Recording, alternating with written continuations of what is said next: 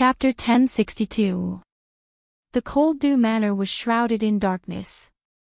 This was a villa with an obvious architectural style from the Year of Radiance. The architect who built it was Bolt, the most famous architect in the Empire 150 years ago. The villa's gorgeous curves were hidden in a sea of trees, and the railings on the outer wall extended 2 to 3 miles away.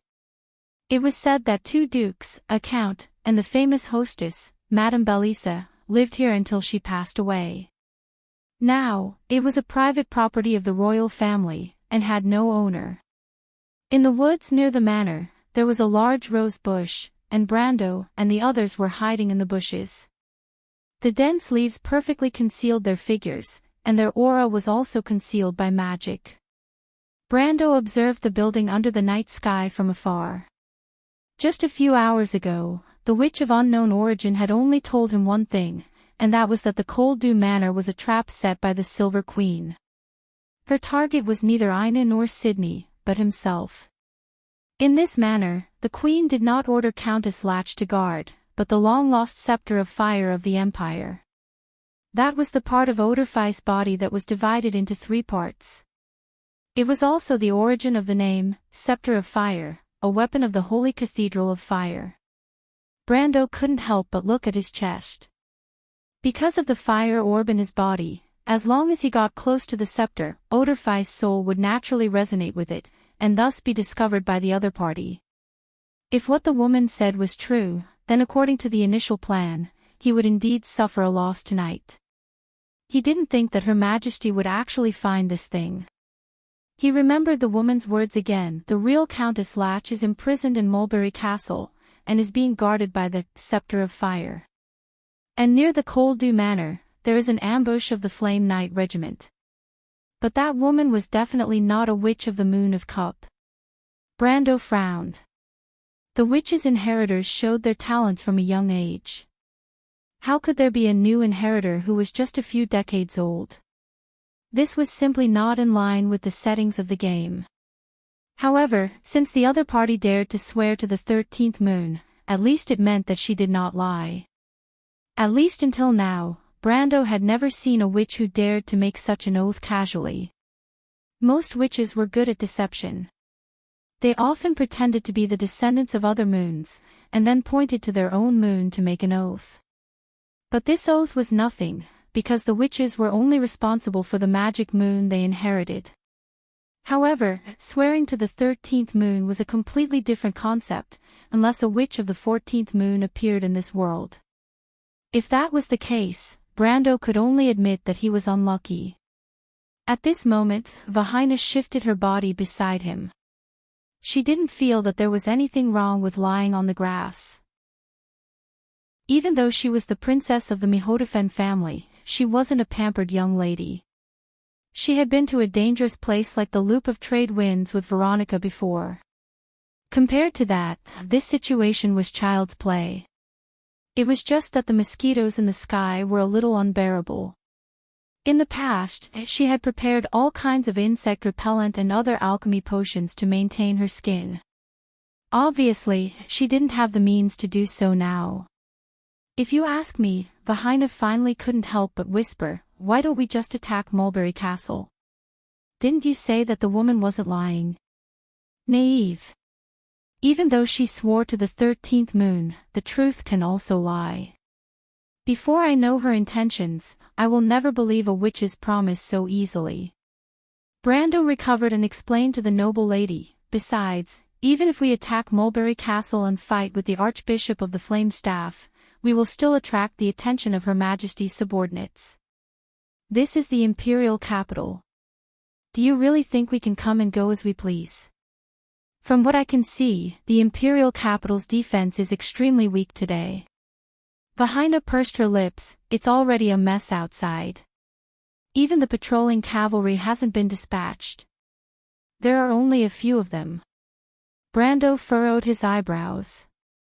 This was indeed a little strange. When he was outside, even he could see that the current atmosphere in the imperial capital was very strange. In this era, the nobles were extremely strict with the lower class, and it was not strange for the people to complain. There were riots in Aween all the time, but they were all extinguished as soon as they appeared. This was a world of magic, and those who had power often became the upper class of society. How could it be easy for the commoners to resist? This was why Groton dared to act so unscrupulously in Abi's castle, and why Yura and the other mercenaries dared not speak up. Only a freak from another world like him dared to challenge the old rules of this world. If everyone was like this in a small country, Cruz was even more so in the heart of a huge empire, the capital of the empire. Even though there were traces of the cultists behind the gathering of commoners, to be honest, the cultists were not worth mentioning in the eyes of the empire. All for one might be able to infiltrate the empire and the Holy Cathedral, but in a direct confrontation, 100 all for one might not even be a match for the empire. Could it be that Her Majesty has gathered all the power in the imperial capital just to deal with me? He could not help but have an absurd thought in his mind. But he immediately shook his head and threw the thought out of his mind. It was simply a fantasy. The imperial capital's defense system was roughly 4 layers. First, there were the city guards and the patrolling cavalry. Rushta's city guards and patrolling cavalry were about the standard of the Empire's second-line garrison, and their individual strength was around the peak of iron ranked. These two armies were maintained at around 33,000 men all year round, and when mobilized, they were a powerful force. Then, he left the imperial capital and headed west. The White Corps was stationed in the southern part of the Wild Wolf Mountain Range to guard against the Nazar people. However, this legion had already been defeated by him in East Metz and was replaced by the Azure Legion. But because of Veronica, Her Majesty would never allow this legion to enter the Bankel region at this time of the year. The third line of defense was the Imperial Guard. The Imperial Guard was actually the Empire's 5th legion, and its strength was a level higher than the 4 major legions. This was because the basic officers of the Imperial Guard were composed of the Flame Family Knight, and the soldiers were the elites from the various legions. However, this legion guarded the palace all year round and was basically not used to maintain law and order in the imperial capital, so it was normal that they were not seen at this time. Finally, there were the core forces of the Empire, the Flame Family Knight Regiment, the Scepter of Fire, and the Silver Pegasus Knight Regiment. These were the core forces of the Empire, or rather, the Holy Cathedral of Fire.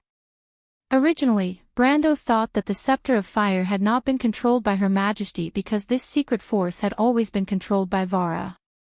But from the unknown witch, he knew that this powerful force had changed sides so quickly. The human heart was indeed fragile. Brando could not help but shake his head and sigh. In this way, with the addition of the Flame Family Knight Regiment and the Silver Pegasus Knight Regiment that were originally loyal to the Queen, the imperial capital was not impregnable at this time, but it was not something that ordinary people could shake. Historically, the cultists had instigated riots many times, but what was the result? It was just a riot. However, these people dared to do something under the nose of the Silver Queen. This was too arrogant. Logically speaking, the patrolling cavalry and the city guards should have been dispatched long ago. This was what puzzled Brando the most because the more the Queen's movements were unclear, the more he worried that the other party was hiding something. At this time, the Shire looked at the time, and the hour hand of the pocket watch was faintly pointing to the agreed time. "My lord." Brando nodded. Although the opponent's intentions were confusing, this had nothing to do with their operation tonight. What he wanted to do was beat them at their own game. If the woman's intention was to lure him to attack Mulberry Castle, then he would do the opposite and use the Cold Dew Manor as the battlefield. He did not expect to win in one battle, but at least he would make the other party flustered. Then he would arrange for others to find an opportunity to attack Mulberry Castle. And if the woman was telling the truth, then it would be even better. Since Her Majesty the Queen had chosen the Cold Dew Manor as the battlefield, then she must have a card up her sleeve and would definitely go all out. He would accept the challenge here and attract everyone's attention. Then that woman would have a better chance of saving Scarlet from Mulberry Castle. No matter what, this was a foolproof choice. even if the worst happened, they would just go to Sacred Cantifer Palace and fight. This was something that they had prepared for a long time ago. Since they had prepared for the worst, there was no need to hesitate. Brando immediately used his authority as a planeswalker and summoned the Fireclaw Lizard Man Lord Ropar. Space rippled and Ropar silently appeared beside him. In fact, he had already summoned this old subordinate back at the inn, but this fellow was too conspicuous and was not suitable for moving around outside. So he simply waited until they reached the Cold Dew Manor and then used his authority as a planeswalker to summon him. After all, the effect was about the same. Ropar was still the same as before. When he saw Brando, he first bowed. The Fireclaw Lizardman clan had a strict hierarchy, and the hierarchy was extremely strict. Furthermore, Ropar was the clan's warrior captain. Humility and loyalty to his leader had long been engraved in his bones. However, its vertical pupils still flashed with a glimmer of brilliance. The Fireclaw Lizardmen were a race of warriors. Battle was their life, and dying on the battlefield was the highest honor for a warrior. It had been a long time since it had been on the battlefield, and it had long been unbearable. "Hey, old man," Brando looked at this old subordinate and couldn't help but laugh. "I understand that you can't wait to taste the blood of the enemy and the sweet taste of victory immediately, but you should also be aware of your current situation. I'll give you a task: protect this lady." At this moment, Ropar was no longer a creature card in the traditional sense, but a planeswalker card. Moreover, it represented Brando's original profession, a warrior. And of course, its strength had greatly decreased, and it obviously had no chance to participate in the upcoming battle. Brando knew very well what kind of enemy he would be facing next. The Flame Family Knight Regiment, the legend of the Holy Cathedral of Fire. Under the elemental awakening, there was almost no room for them to fight. A trace of regret appeared on Ropar's face, but he still bowed meticulously. He glanced at Vahina, and the latter was obviously sizing him up. It wasn't that she had never seen Ropar before, but she was a little curious about where he came from. Could it be that Brando was really a summoner? But he was clearly a sword saint. The daughter of the Flower Leaf leader wanted to say that she didn't need anyone to protect her, but she also understood that this was not the time for her to be willful. She could only nod to the Fireclaw Lizardman Lord as a sign of agreement. Fortunately, Ropar didn't care about the feelings of his protector. He was a warrior, not a knight protecting her royal highness. In fact, Brando didn't want to summon Ropar so early. After all, the Planeswalker's authority was extremely precious. He originally wanted to wait and see what profession he needed before summoning. But now it was obvious that he didn't have the opportunity to be picky. In the face of the behemoth that was the Empire, even a little more power was a glimmer of hope. In fact, in addition to Ropar, he also summoned a few other cards to add to the deck of each profession. One of them was the Fire Giant, who had always been unlucky, and was assigned to Ropar, who had the same attribute. But probably because this guy was too unlucky, after being modified by the Planeswalker's rules, he actually changed from a creature card to a boundary card. Rage Outbreak Valor I Fire 10, Boundary, Aura, tap the target creature and clear all wrath counters. Deal damage to the target that is equal to the amount of wrath counters cleared. Maintain. Rage Outbreak is a permanent boundary. Endure the silence for a strike of vengeance. Rage counters were the special ability of Ropar's card. Every time Ropar was injured, he would accumulate a rage counter.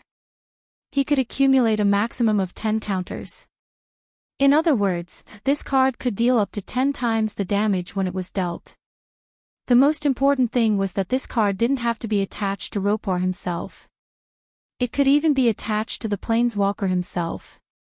With his current strength, he could deal 10 times the damage, and with the Berserk ability activated, even his teacher, Greysword Saint Mephistopheles, wouldn't be able to kill him head-on. It was a pity that it wasn't clear what the effect of tapping the card would be. Presumably, he would lose the ability to fight for a short period of time. If it could be maintained for 2 hours like other cards, then the side effect wouldn't be ordinary. Then there was the Platinum Angel. This card was quite memorable for Brando. Before he officially became a planeswalker, this card was one of the strongest cards in his hand, but it was always out of reach. When it was finally unlocked, at that time, Brando had already understood his own planeswalker's rules, so he couldn't use this card for a while. Until today, when his deck had been greatly expanded due to the expansion of the Fire Elemental pool, he finally had the opportunity to convert this card into his deck. Originally, Brando thought that this card would eventually become a secondary card in Metasha or Hipamra's deck, but he didn't expect it to have a shocking reversal during the conversion process. It was directly assigned to Enrich and Mephistopheles' deck. Loyalty, Eternal Death, II Dark 30, Divine Artifact, Armor. The target of the pledge is not a Black Angel creature. Immediately return to the battlefield and obtain 5 battle counters. Indestructible, anti-all protection ability. Even if the creature is removed from the battle or in the graveyard, this ability will still take effect. Maintain 1 stage. Loyalty is not limited by place in time, life or death. This card could be said to be a pain in the ass for Brando. This didn't mean that it wasn't strong enough. In fact, it could be regarded as one of the few powerful cards in Brando's hand. Unfortunately, its original card, the Platinum Angel, had a huge restriction on this card. It could only attach to non-Black Angel creatures. If this restriction was placed in the past, Brando still had the pristine Archangel card in his hand. But now, this card had been converted into the Avenging Angel in the Faith deck. This was a magic card, so naturally, it couldn't be used to gain loyalty. Although he still had resources on hand and could create his own rules, he might not really be able to create an angel creature. Secondly, he still needed a powerful card to change the situation. For example, cards at the level of the Grimoire of Life or the Impasse Trojan Horse. It was impossible to invest limited resources into illusory hope. Moreover, with his Planeswalker level, it was still a problem what kind of creature he could create. He was afraid that the summoned creature would at most be at the peak of the silver level or at most at the lower level of the gold level. Even if he added 5 battle counters and a series of abilities, it would just be an unkillable cockroach with no attack power at all. Therefore, the loyalty card was of little value to Brando for the time being. It belonged to the type that could be seen but not eaten. It was exactly the same as its original position in Brando's deck. For a moment, Brando couldn't help but be full of resentment towards the Platinum Angel card. She used to have this attribute before she was unlocked. He didn't expect her to still have this attribute after she was unlocked. You're just messing with me, aren't you? Because of this card, Brando didn't convert the last card in the end. First, he was afraid of encountering the same situation. It turned out that after the conversion, a creature card might not necessarily be a creature card, so he couldn't guarantee what the Grimoire of Life and the Impasse Trojan Horse could convert into. It was better to be safe and observe the situation before summoning. At least he would have something to remember. Just when Brando and Ropar were giving out tasks, the Shire closed the lid with a click, then reminded Brando, "My lord, it's time. Then let's go." Brando also immediately stopped talking, pulled out the Halran Gaia and ordered the others. The goal is to lure out the Flame Scepter and the Flame Family Knight. But before we meet up with Metasha and the others, try not to make too much of a commotion. Understood. The Shire, Enrich and Mephistopheles nodded together. Chapter 1063. There were 2 entrances to Frostdew Manor. According to Mephistopheles' investigation, each entrance was guarded by a small team of city guards. However, the manor's long borders and iron railings could only protect against ordinary people. Although there were a few patrols, they were all made up of city guards and had no defensive ability against elemental realm opponents. On Brando's side, Mephistopheles and Enrich had improved by leaps and bounds after the battle at the Evergreen Walkway. They had already reached the middle level of the elemental realm. The Shire, Medisha and Hippamra, who had been summoned earlier, had improved further and had the strength to reach the elemental enlightenment. With such strength, Brando did not even need to attack these ordinary people. He could directly pass through the garden in the middle of the courtyard. To these soldiers, it was just a blur. When they looked back, there was no trace of him. They just thought it was an illusion. The main road in the middle of the courtyard led to the main entrance. There was a fountain in the square, and there were 2 patrols here. They seemed to be more powerful than the city guards outside. Through their uniforms, Brando recognized that they were Rushta's Imperial Guards. However, in the garden on both sides of the fountain, there was a bush maze. Other than a few hidden sentries, there were no spies at all. And these few hidden sentries could not monitor the entire man-made maze. There was such an obvious loophole in the defense line, but these people ignored it. Seeing this, Brando couldn't help but believe the words of the witch of unknown origin. The Silver Queen was obviously inviting him into a trap, afraid that he would not be able to enter the central area of the manor. However, the other party had underestimated him. Even if the defenses were doubled, these people might not be able to stop him. Her Majesty the Queen was really petty. This trap seemed rather obvious, but Brando did not have any intention of retreating. He had originally come for this trap. If he was lucky, he might even be able to take away the bait in the trap and give the Silver Queen a surprise. Of course, even though they were going deep into the wolf's den, they couldn't be unprepared. They still had to plan their escape route. According to the plan, Brando took out a fist-sized gray crystal from the dimensional space and handed it to the Shire. The latter immediately cast a spell to wrap up the explosive crystal and threw it into the bushes. Next, the group continued to move forward under the cover of the bushes. Along the way, they set up several explosive points. When they reached the last section where there was no cover, the Shire cast an invisibility barrier to cover everyone. Her Majesty deliberately let down her guard, which saved them a lot of trouble. Brando originally thought that they would have to waste at least a dozen spells here, so he specially prepared several types of MP potions for the Shire, just in case there was an awkward situation like not having enough mana in the game. Unexpectedly, the Shire had only cast a few spells so far, including the effortless guiding imprint that he had cast on the grey crystal. As a result, all his preparations had been rendered useless. However, this was a good thing for the battle that followed. When they arrived at the gate of the villa, the security here surprised Brando again. There was not a single wizard among the guards here. Although there was a small knowledge barrier on the door, this kind of thing was no different from a toy for the Shire, who had activated his elemental energy. In Wonde, a wizard who had activated his elemental energy was called a Great Wizard, which was a very honorable title. It was much more difficult for a wizard to activate his elemental energy than a warrior. Other than the crazy Bugas, there were not many true great wizards even among the wizards of the tower. If the Shire returned to Karsuk with this identity, he could easily enter the upper ranks of the wizards of the tower and compete for the position of Seven Heads. The power of a great wizard and an ordinary wizard were almost like heaven and earth.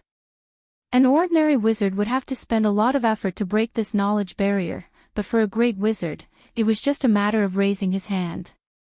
Did the Silver Queen think that he did not even have a great wizard with him who had activated his elemental energy? In Brando's impression, the Silver Queen was not such a mediocre person. Obviously, the other party was afraid that he would back off, so she left enough loopholes in her defenses, so much so that in his opinion, it was a little too much. However, Brando also knew that some of the doubts at the moment were because he had been warned by the unknown witch in advance. If he did not know, perhaps he would be full of joy now that the villa's defenses were simple and crude. However, since Her Majesty the Queen was so generous, Brando also gave up the idea of directly teleporting into the villa through the power of the law. After all, every time he used a law point, he would have less. The door of the villa was not closed all the time. There were maids and people dressed as housekeepers coming in and out from time to time, as if the villa was not heavily guarded by the staff of fire, but by Countess Wallach. These people gave Brando an opportunity. When the maids opened the door, they directly followed in. The Shire did not even cast any spells, and the so-called knowledge barrier did not react at all, as if it was blind. In fact, this was the effect of the Shire's elemental energy, the disassembly spell. This was the superior performance of the law of Spellbreaker. As long as he could identify the spell, he could disassemble the lines of law that supported the spell behind it. This was an extremely terrifying ability, directly turning the Shire into a real wizard killer. One must know that the law sorcerers were originally known as the enemy of the sorcerers. In addition to the disassembly spell, the Shire was basically in an invincible position in the battle of spellcasters of the same level or even those of a higher level. As soon as they entered the villa, the density of the defense suddenly decreased. This was logical. After all, according to the settings, the villa was where Scarlet lived. How could there be such a situation where there were sentries every few steps? Was this to guard against external enemies or to monitor the Countess? However, although the density of the defense decreased, the level of the defensive power increased by a lot. Brando found several hidden sentries of elemental rank and above in the dark. Listening to their unique breathing rhythm, Brando could distinguish the identity of the other party. He could not help but recognize it because the other party was an old acquaintance of his. It could even be said that the other party was his colleague, a Templar Knight. Brando himself was also an advanced Templar Knight, so he naturally knew the unique breathing rhythm of these people because they cultivated the blood of the scorching sun. He had to admit that Her Majesty the Queen's choice of these people as the internal defense force was a stroke of genius. If she used the Flame Knight as the armed force here, it would be too abrupt. After all, the Flame Knight was a secret force of the Holy Cathedral, and they rarely intervened in the affairs of the mortal world. However, if she continued to use the royal guards, Brando could not help but doubt the intelligence of Her Majesty the Queen. Avoiding the sight of the Templar Knight, Brando secretly caught the tongue of a maid. This detail made Brando secretly praise Her Majesty the Queen for being very good at setting up scams. Although the security outside was a little too deceitful. This maid obviously did not know the inside story.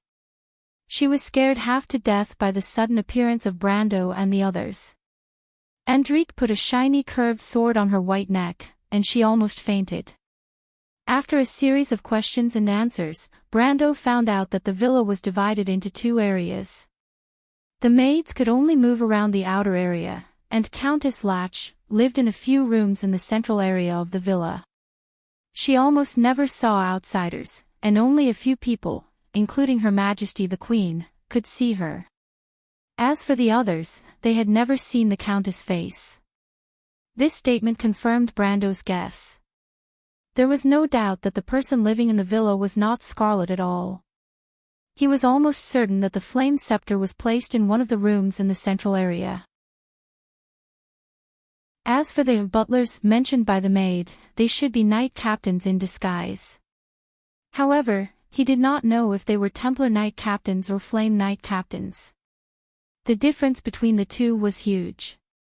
The Shire used the sleep spell to make the maid fall into a dreamless sleep. He turned around and asked, "What do we do next?" "Naturally, we will act according to the original plan." Brando used elemental magic to project a simple map according to the information provided by the maid. This map lacked the environment of the central area, but the periphery was still relatively clear. He pointed to a few of the corridors and said to the Shire and the others, "We will act separately and enter the central area through these corridors. The target has been determined. After that, we will break out separately and meet outside the manor." The Shire immediately nodded to show that he understood. Although the main purpose of this battle was to attract the attention of the Queen, they did not intend to foolishly act according to the other party's arrangements. After all, this was the home ground that the Silver Queen had set up. It was obviously not wise to start a war with the Empire here. Brando had already decided that this time, he must make the Silver Queen go for wool and come home shorn. The Flame Scepter reacted to the soul of Odorfice, but the Shire and Mephistopheles did not have the Flame Pearl. His plan was to lure a few knight captains away and let the Shire and the others steal the Flame Scepter. Then, they would meet outside the manor. This way, when Her Majesty reacted, she would not be able to decide the battlefield. Of course, there might be real masters guarding the room where the Flame Scepter was, but in the case of 3 against 1, even if the Shire was a supreme existence, they could still fight.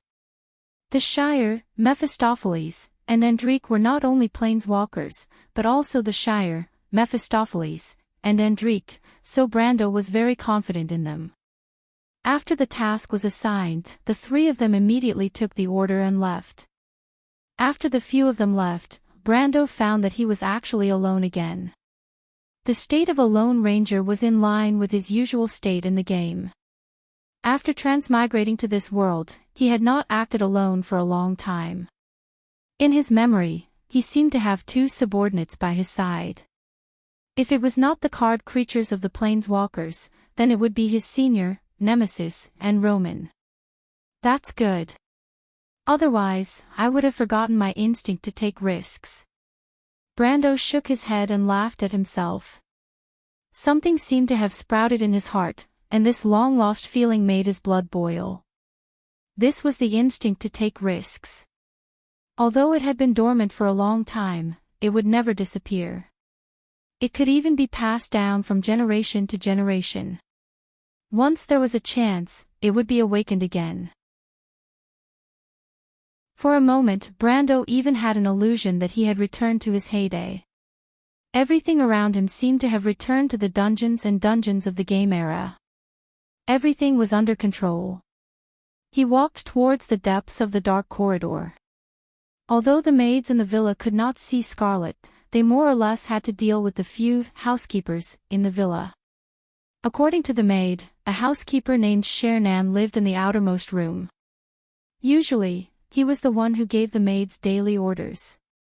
Although there would be another housekeeper occasionally, most of the time, this person was in charge of the daily life of the manor. In addition, she also knew that the housekeepers liked to meet in a small living room on the first floor. According to the other servants, that was the housekeeper's lounge, and also a restricted area for the servants. Through this, Brando could already guess that this housekeeper named Shernan, or rather, the knight, was in charge of external affairs among the several knight captains. He might also be in charge of the outer defense. And that so-called lounge was probably the temporary command and alarm center of the knight. His target was the former. Brando did not guess wrong. The housekeeper Chernan's real name was Prydian. He was a great knight in the Flame Family Knight Order. His strength was below the level of the elemental truth. Because he was mainly in charge of logistics in the Knight Order, he was in charge of the daily operations of the manor in this mission. At the same time, he was also in charge of the outer defense of the entire manor. On this day, Prydian had been informed early that the long-awaited enemy might appear tonight, so he did not go to bed early as usual. As an ascetic knight, Prydian had a very regular schedule. Every night, he went to bed before the star of the Snake Queen rose, and he got up before the moon set the next day. He put his sword on the table, lit a candle, and sat quietly on a chair, waiting for the enemy to appear. As for the outer defense line, in fact, he had never paid attention to it. Because of Her Majesty the Queen's request, the outer defense line seemed to be full of loopholes in his opinion. It was better not to have it, so that he would not be annoyed. Therefore, every day when the Templar Knight below came to report the daily patrolling situation to him, he simply turned a blind eye and did not hear it. It made no difference whether he heard it or not. But it was at this time that he suddenly felt that something was wrong. After the 13th breath of the 2 Templar Knight outside the door, a full 12 seconds had passed. Although people with improved physique could breathe longer than ordinary people, no one would hold their breath for no reason. Moreover, there were two of them. Prydian subconsciously reached for his sword, but before that, a dazzling black brilliance had already pierced through the void. It was the blade of the Halran Gaia. P.S. After being reminded by a book friend, I found that there were two bugs in the front. One was the pristine archangel. In Book 4, Act 55, it had been transformed into a magic card avenging angel, so there were some omissions in the description yesterday. The second one was in Book 5, Act 169. Brando had reached the peak of the elemental enlightenment after he was injured by White and was unconscious. I wrote two places wrongly as the peak of the elemental enlightenment. I am very sorry. Now these places have been corrected, but because of the intermittent updates in the middle of the amber, occasionally there will be problems with my memory of some of the previous details, resulting in bugs. So I hope that you can help me point out the bugs when you find them, so that I can correct them. My QQ is 982407208. You can add me as a friend by stating that it is a bug in the book. Once again, I would like to thank Random Hero, Millennium Sealwort, and other enthusiastic book friends who helped me find the bugs, and those who helped me summarize the previous information. Thank you very much. Chapter 1064. As soon as Prydian moved, Brando immediately saw that his strength was above the elemental enlightenment. The Knight Captain of the Templar Knight was definitely not at this level, so his identity could only be that of a Flame Family Knight. The battle above elemental mastery was earth-shattering. Brando did not want to raise the manor to the ground now, so he knew that this battle could only be ended quickly before his opponent could react. It was a pity that a maid would not have the opportunity to know what elemental mastery her butler possessed. Otherwise, this battle would be much simpler. Brando struck with all his strength as soon as he drew his sword, but almost all of his strength was bound to the sword, so it had little effect on the surrounding environment. In a battle between gold and silver ranks below elemental mastery, the airflow set off by the two combatants would often affect an area of dozens of meters. However, in a battle above elemental mastery, the battle was much more subtle. This was determined by the degree of control of the power. Of course, it was another concept for two elemental mastery to fight to the death. The range of the impact was absolutely unimaginable for gold and silver ranks. Although it was a little exaggerated to destroy dozens of miles with one strike, it was not a problem to destroy a few miles. Above the Supreme Realm, the battle was a different scene. Once the extreme planes began, it might not have any effect on the main material world, but it could also cause the earth to shatter. Faced with Brando's full-strength strike, Prydian instinctively fell to the side. Halran Gaia cut into the desk, cutting it in two like cutting tofu. A silver brilliance that was as fine as fish scales appeared on the surface of the desk. Then, the whole desk seemed to be weathered into bits of gravel, disappearing into space. This was the lethality caused by multiple spatial oscillations. However, the Flame Family Knight sword, which could be considered a rather powerful magical weapon, was not annihilated by the spatial oscillations. Instead, it fell from the disappearing desk. Prydian thought that he had dodged the attack. He fell to the ground, twisted his body, and tried to grab his sword that had fallen from midair. However, he saw a scene that he would never forget in his life. He found himself sitting on the place where the desk had disappeared, and the dark blade in his opponent's hand was stabbing towards his chest. What was this? Forcefully changing karma. There was no such swordsmanship in this world. It could only be the power of elements. Prydian immediately understood that he was in big trouble. Any elements that involved time and cause and effect were definitely the top elements in this world. Fortunately, his elements were not simple. Since he couldn't escape, he would strike first. When Brendel saw the silver lines of law appearing around the Knight of Flames, he understood that the Knight of Flames was using elemental power. He immediately became vigilant. The Knight of Flames was not simple, and their elemental power must be extremely difficult to deal with. Moreover, even the most common elements were not easy to deal with. Without any warning, Brando saw his HP bar on his attribute panel suddenly drop by more than half. Then he felt his vision turn black, and a scorching pain spread throughout his body. Damn it, liquid gas phase change, Brando cursed in his heart. This person should be the inheritor of the Flame King's Falcon Knight. He didn't expect that he would be so unlucky as to encounter one of the most difficult inheritances in the Flaming Knights. It had to be said that the taste of this element was not high, and its ability was relatively simple, but its lethality was extremely high. Before the players found a way to restrain it, this element was once called an official cheat. A cloud of blood rose from Brando's body. It was his blood that had been evaporated. He endured the pain and pierced through the fog with his sword, stabbing towards the chest of the Flame Knight. "You're not dead." The knight screamed, and then the blade of Halran Gaia pierced between his second and sixth ribs without any hindrance. Blood poured out, drowning his tongue and white teeth, and flowed down his chin like a waterfall.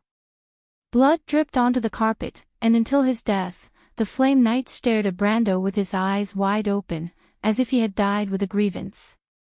Brando pulled out Halran Gaia, and the blood on the sword automatically gathered, forming blood beads, and then slid down the sword as if it had been waxed. However, this was actually a manifestation of the law of space. "Idiot, this element of yours would have been useful 30 years ago," Brando blurted out. Then he froze for a moment before remembering that this was not a game. In this era, this element could indeed be said to be invincible. It could only be said that this knight was too unlucky. Many players, including most of the elemental powerhouses of this era, liked to distribute the lines of law in a range of 1 to 5 meters outside their body to resist the opponent's element power. This was also the most effective way to use the law. However, the law of liquid gas phase change worked from the inside to the outside.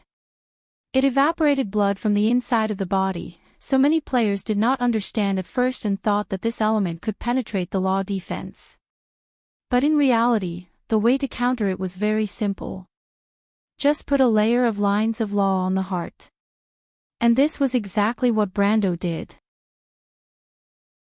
Even though I've never met an opponent who's at the liquid and gas phase transformation stage before, and I haven't even fought against laws a few times, the habits from my previous life are like an instinct, and I don't need to pay attention to them.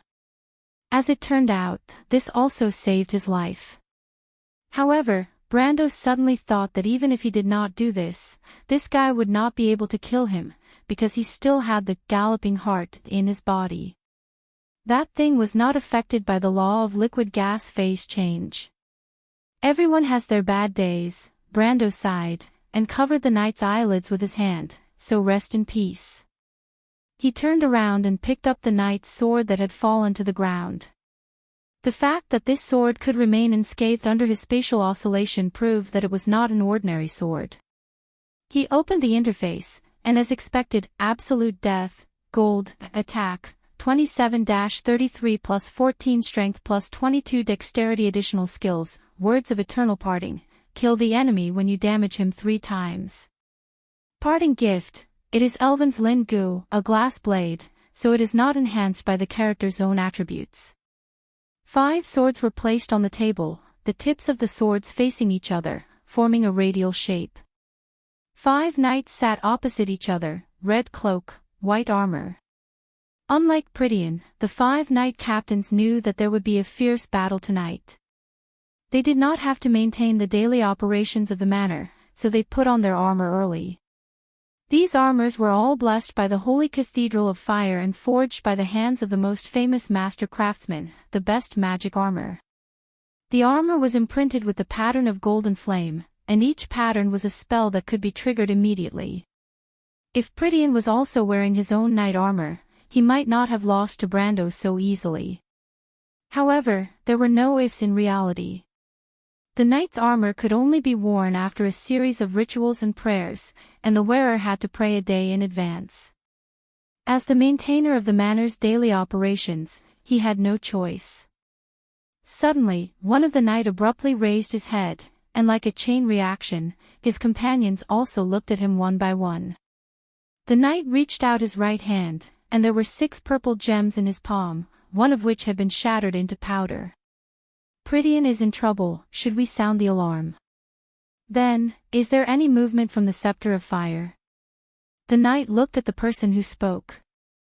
But everyone understood that there was no, so we can't sound the alarm. The knight ordered the others.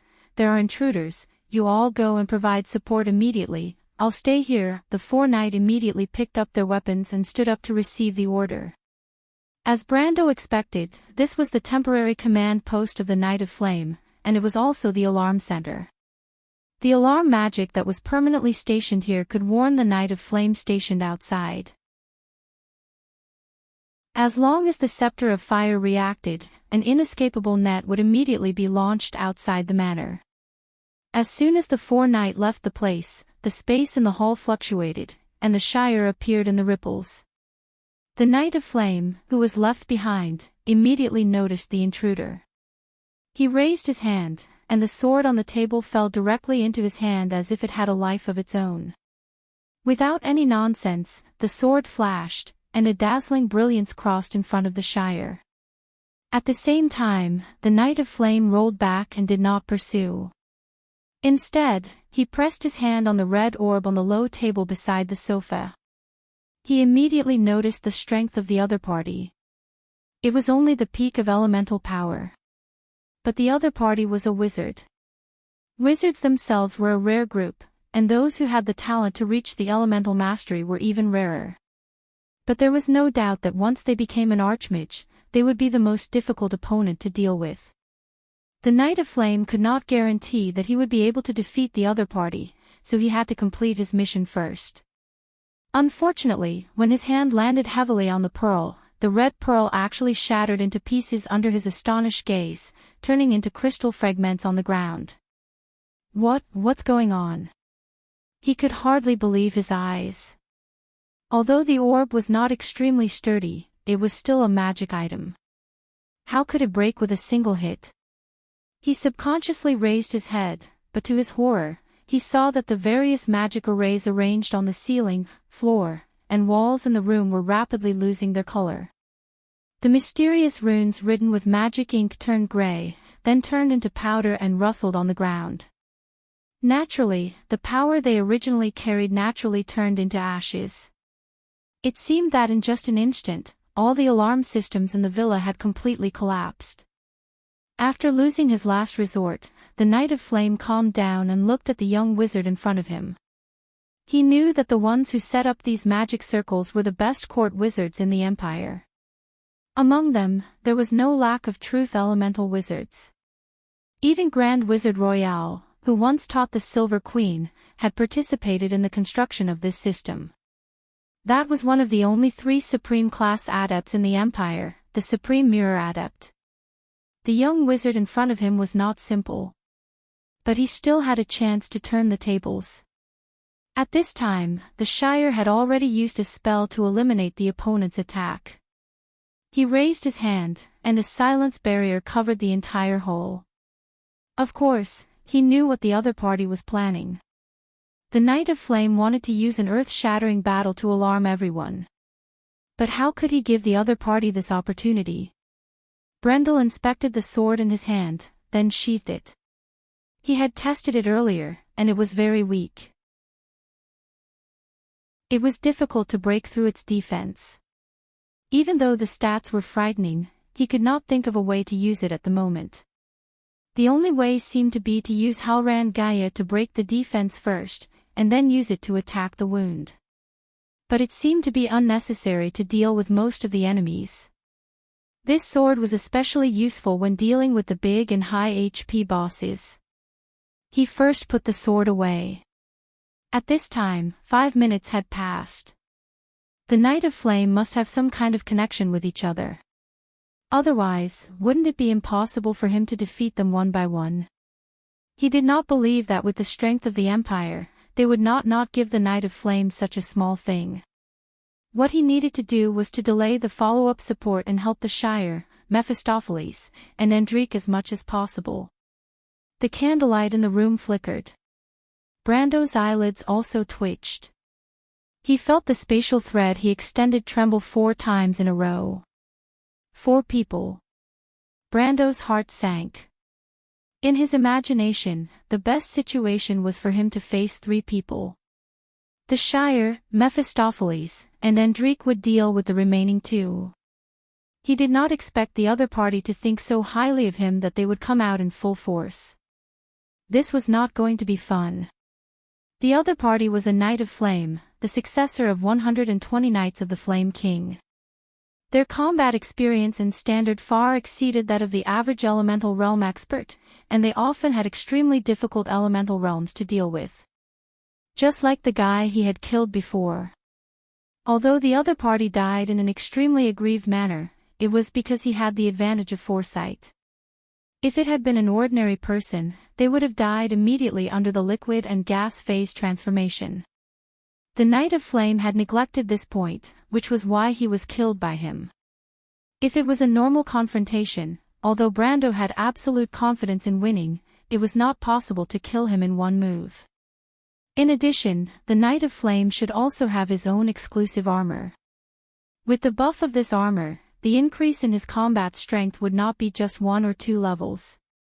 Brando immediately realized that this battle could not be fought like this. Otherwise, even if he won, it would be a Pyrrhic victory. There were more enemies outside, how could he waste his energy here? He took a step back, and the power of a few hundred energy rank instantly exploded. The wall behind him collapsed under his impact. Behind the wall was a small hall, and there were a few maids busy in it. They were obviously frightened by Brando's sudden appearance. They screamed, then turned and ran. Brando did not even look at them. He was already prepared to be discovered. After all, it was impossible to fight with 4 Knight of Flame without alerting anyone. At this time, the alarm magic in the villa should have lost its effect. Even if these maids notified the people outside, it would take at least 10 to 15 minutes for the Empire to react. In other words, this was the time they had left. It was basically enough. The Shire, I'll give you 12 minutes. After 12 minutes, whether you succeed or not, you must retreat immediately. Understood, Sir Lord. On the other end of the telepathic connection, Charles and the others immediately responded. Chapter 1065. Brando took a step back, but before he could regain his footing, a cold light flashed in the dust fog formed by the collapse of the wall in front of him. 2 long swords pierced through the flying dust towards him. Before the tip of the sword reached his face, a scorching hot aura rushed towards him. A golden flame was reflected in the depths of Brendel's eyes, and he actually saw a firebird flapping its wings and flying out from behind the dust cloud, heading straight for him. At the same time, the floor beside him roared, and the bricks below broke out of the ground and stacked on top of each other, instantly forming a concave wall that surrounded him. Fire of life, elemental earth. This was the inheritance of the Blue Knight Carmen and the Earth Knight Devereux. However, forcing him to fight them head-on, Brando thought that the other party was really thinking too much. They probably thought that he killed their colleagues by means of a sneak attack. In that case, it would be good to teach them a painful lesson. Just as he was about to draw his sword, a thought flashed through his mind, and he abruptly stopped his sword. The crystal implanted in his right arm made cracking sounds, almost shattering because it could not withstand the power of the feedback. Brando had a new idea at this moment. These battle instincts were like instincts, engraved in his bones. He raised his sword, and with 2 clangs, the 2 swords were forced back. Every time he blocked a sword, a phantom stepped out, following the trajectory of Brando's sword to pursue the flame knight in front of him. Brando's figure flashed and appeared directly outside the earth wall. He rolled on the ground, seemingly very embarrassed to avoid the firebird that flew towards him. 9 Luminary Sword Art. A muffled scream came from the fog. He was recognized. Brando was slightly surprised, but soon calmed down. After all, the Flame Knight was not an ordinary person. They had inherited the ancient memory and inheritance of battle skills. It was not surprising that they could recognize the sword skills of the War of the Holy Saints. At the same time, the loyal Flame Knight also saw that Brendel had the space element. The space element was one of the best abilities to use in a sneak attack, not to mention that he had mastered the 9 luminary sword art, which allowed him to appear and disappear unpredictably. When he rolled backwards, it meant that he was only strong on the outside but weak on the inside, and did not have the strength to fight 2 people at once. "Stop him, don't let him run away." As soon as the knight's voice fell, Brando heard footsteps behind him. He looked back and saw 2 flame knights appear outside the door. This was the reason why he chose to do this before. The enemy in the light was always easier to deal with than the enemy in the dark. If he had shown too much strength at the beginning, these 2 flame knights would not have appeared so easily. They would not talk about knight spirit. They would definitely hide in the dark and wait for an opportunity to sneak attack. But the flame knight present did not know that Brando's previous 2 swords were not more than 30% of his strength. Although he was only at the peak of the elemental enlightenment and had not crossed a level compared to these flame knights, his explosive power had always been far superior to ordinary people because of his equipment, skills, and element enhancement. Not to mention, at this moment, Brando was very insidious in suppressing his strength to the level of the elemental enlightenment. This level of strength was very deceiving. It was not only a level higher than these flame knights, but also not enough to make these knights feel threatened. The key was that it was even more deceiving. This also sowed the root of the following misfortune for the knight. Brando pretended to be desperate and swung Halran Gaia at the 2 knights behind him. The 2 flame knights thought that he was going to kill his way out, so they cooperated tacitly and attacked without saying a word. Silver lines of law appeared around the 2 flame knights. One of them had a layer of bloody light on his sword, while the other had a domain similar to the extreme plane. This domain was like a space without light at all. It was endless darkness. This was the fantasy element, the inheritance of the Dark Knight. Brando was in this domain and could not help but secretly rejoice. Fortunately, he had lured these 2 people out. One had a bloody light, and the other was dark. 2 fantasy elements. If they really attacked him in the dark, it would be really difficult to deal with. But now it was different. The Halran Gaia in Brando's hand suddenly showed a ferocious face. The surging power was amplified by the crystal, and the law of space on the sword also burst out in an instant. The peak power of the elemental enlightenment was undoubtedly revealed at this moment. The 2 flame knights' faces showed surprise at the same time. They realized that they had been fooled and subconsciously wanted to retreat. Brando's piercing strike formed an invisible ripple in front of them. The 2 flame knights raised the swords in their hands and tried to block it, but the explosive power stacked more than 10 times directly made the swords in their hands break inch by inch like fragile glass. They could even see the law of magic on the sword distort under the pressure of space, then collapse, turning into countless lines of law, dissipating in the air. Then the power spread to their bodies. The armor of praise shone brightly, and it also cracked. But before that, the 2 flame knights flew out like cannonballs, accompanied by a rumbling sound. Who knows how many walls were knocked down. The destructive power of this blow was so great that a corner of the villa completely collapsed. The smoke and dust in the air became thicker, almost to the point where one could not see their fingers in front of them. But Brando knew that these 2 people were not completely dead, because there was no kill notification in his battle record. The armor of praise blessed by the Holy Temple was indeed worthy of its reputation. Ordinary low-level elemental enlightenment had no possibility of surviving after taking a full blow from him. His power completely shocked the remaining 2 flame knights. This was not the level of the peak of the elemental enlightenment. Even the peak of the law was not so terrifying. The two could not help but think of the scene when they faced another man decades ago. That man was called Mephisto. In the face of Brando's terrifying power, the two Flame Knight could not help but hesitate for a moment. But Brando did not have time to be in a daze with them. Although the two Flame Knights that he killed were not dead, they should have lost their ability to fight. Since he had nothing to worry about, he did not hesitate to activate the element of space. His body flashed and his body flashed out of the corridor. Damn it! The two Flame Knight finally reacted. A layer of light appeared on their armor of praise, and two spells, Angel's Speed and Heaven's Strength, were cast.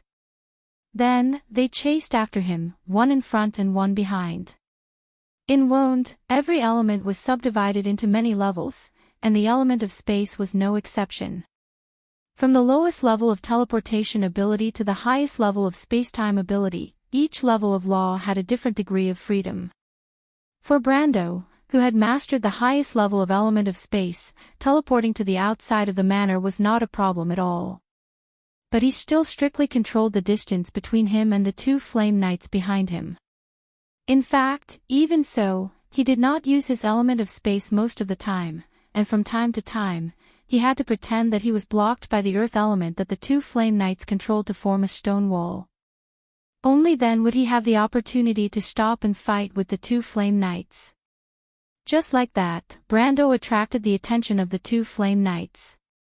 While fighting, he approached the outer area of the manor.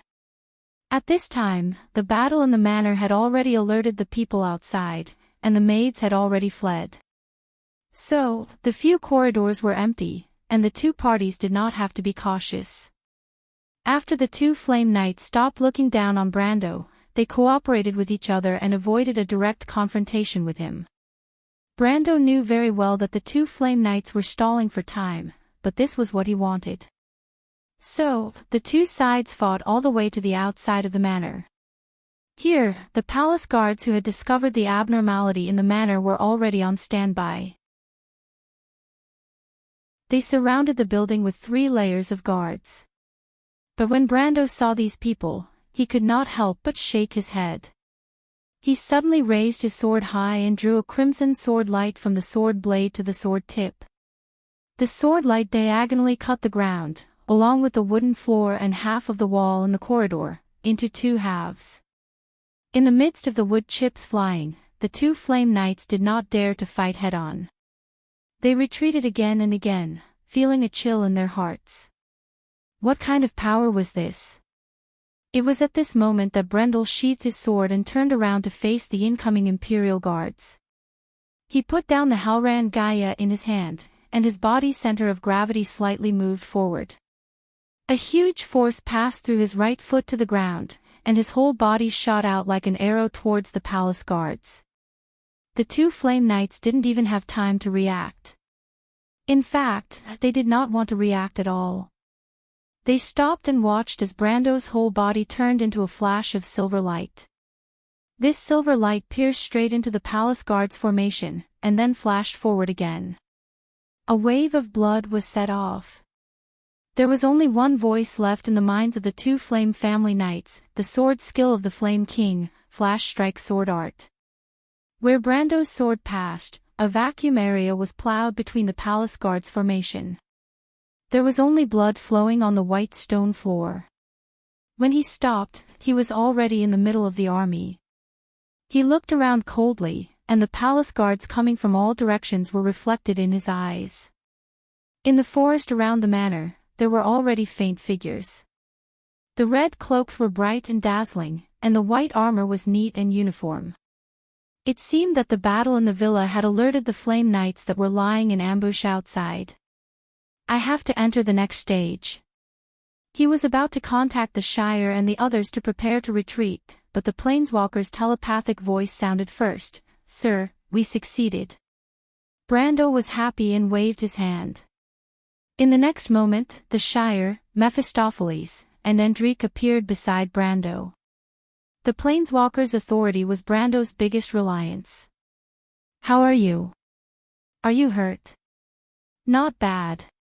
Our luck is not bad. "There is indeed a supreme class expert below," the Shire replied. "Willock, you should know this person." So it was him. Brando suddenly understood. This person was the former commander of the palace guards. He was different from the current Pallet family's idiot who relied on the Queen's favor to get to his position. He and another palace sword saint were known as the twin jade annulus of St. Constantine Palace. They were both supreme class experts of the Empire's royal family. The Shire then calmly explained the course of the operation, as if they were not under siege at the moment, but still in the Cat and Beard Inn. It turned out that after they got rid of the remaining Flame Knights, it did not take them much effort to find the room where the Scepter of Fire was. The one waiting there was Willock. Fortunately, Mephistopheles' element played an unexpected role in the battle. His element was called the Silver Moon, which was similar to the Grey Realm and the Dark World's fantasy element. This type of element had a huge characteristic, which was that it could establish its own realm below the supreme class and pull the opponent into a space similar to the extreme planes. This realm was naturally not the real extreme planes, and it would not cut off the connection between people and the material world. However, Willock did not expect that it would be able to fool him and prevent him from acting rashly. This bought the Shire precious time to display the Magic Refraction card. The Magic Refraction card in the Card of Fate was not only used against the magic of the material world, but also all abilities and supernatural abilities. Willock's swordsmanship was naturally included.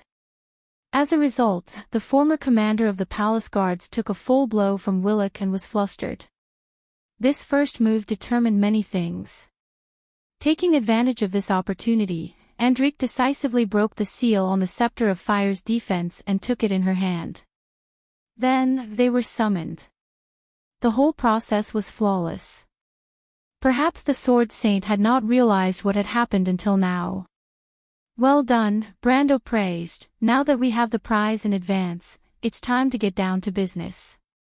Hearing this, Charles looked back and noticed the environment. The Flame family knights came out from the forest in all directions, and almost surrounded all directions.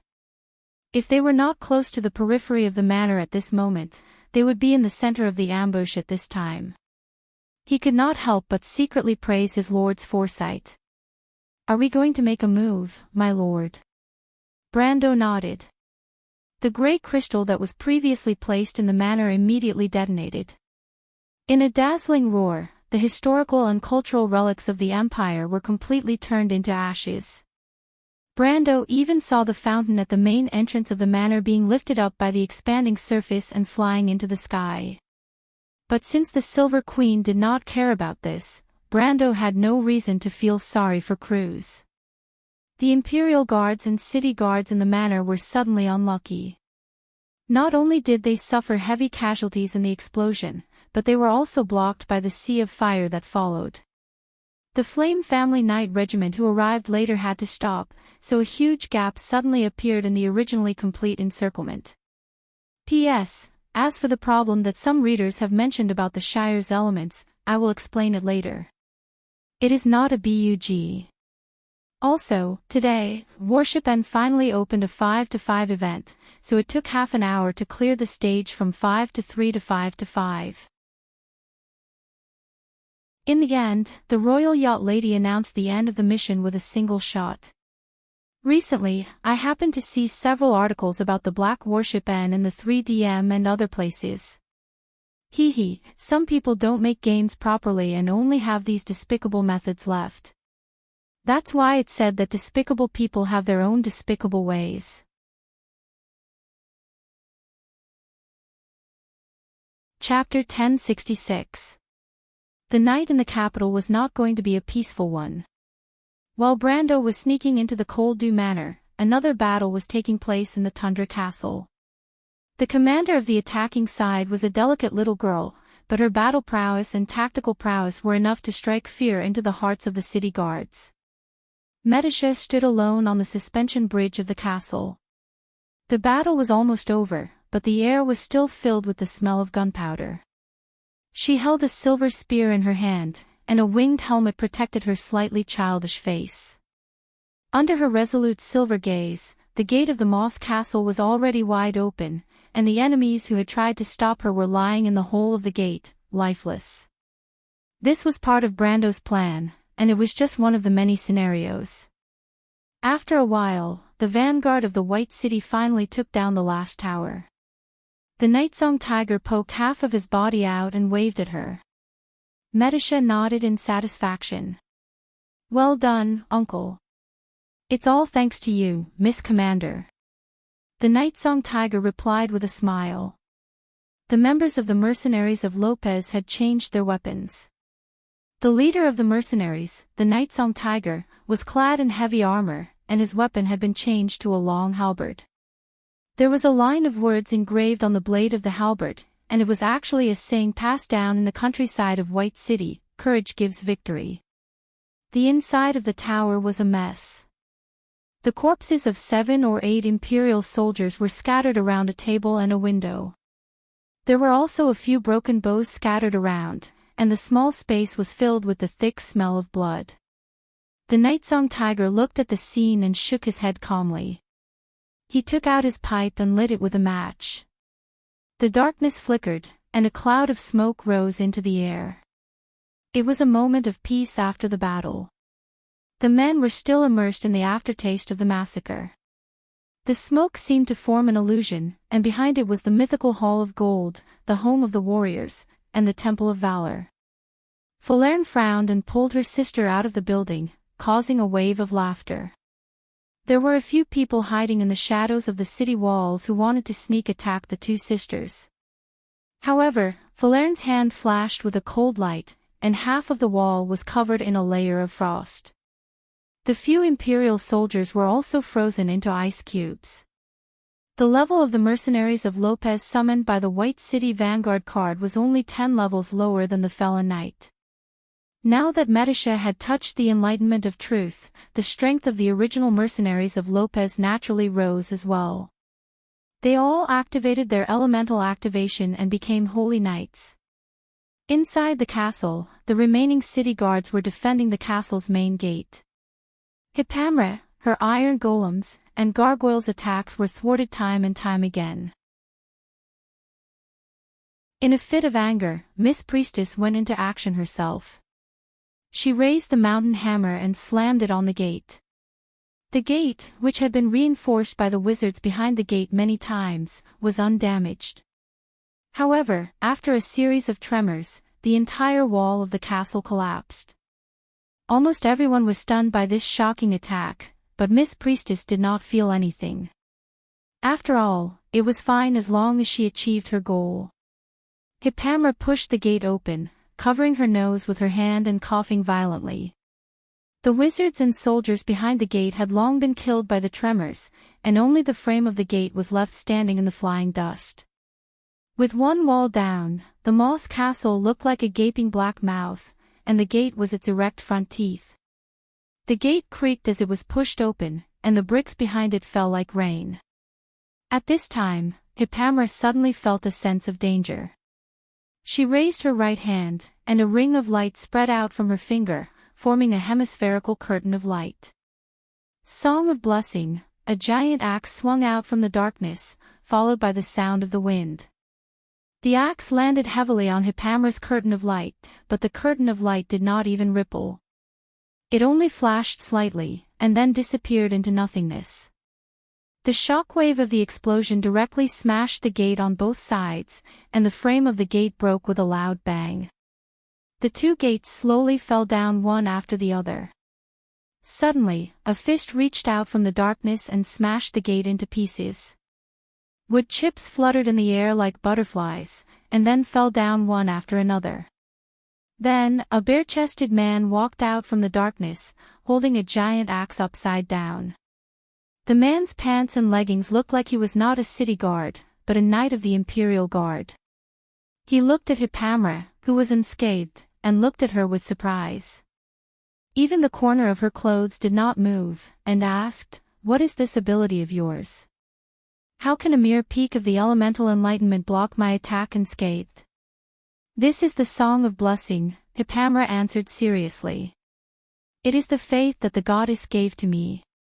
It is indestructible, like a mountain, and like the heavy earth. Is that so? The man chuckled and raised his axe. Then I would like to see how firm your faith in your goddess is.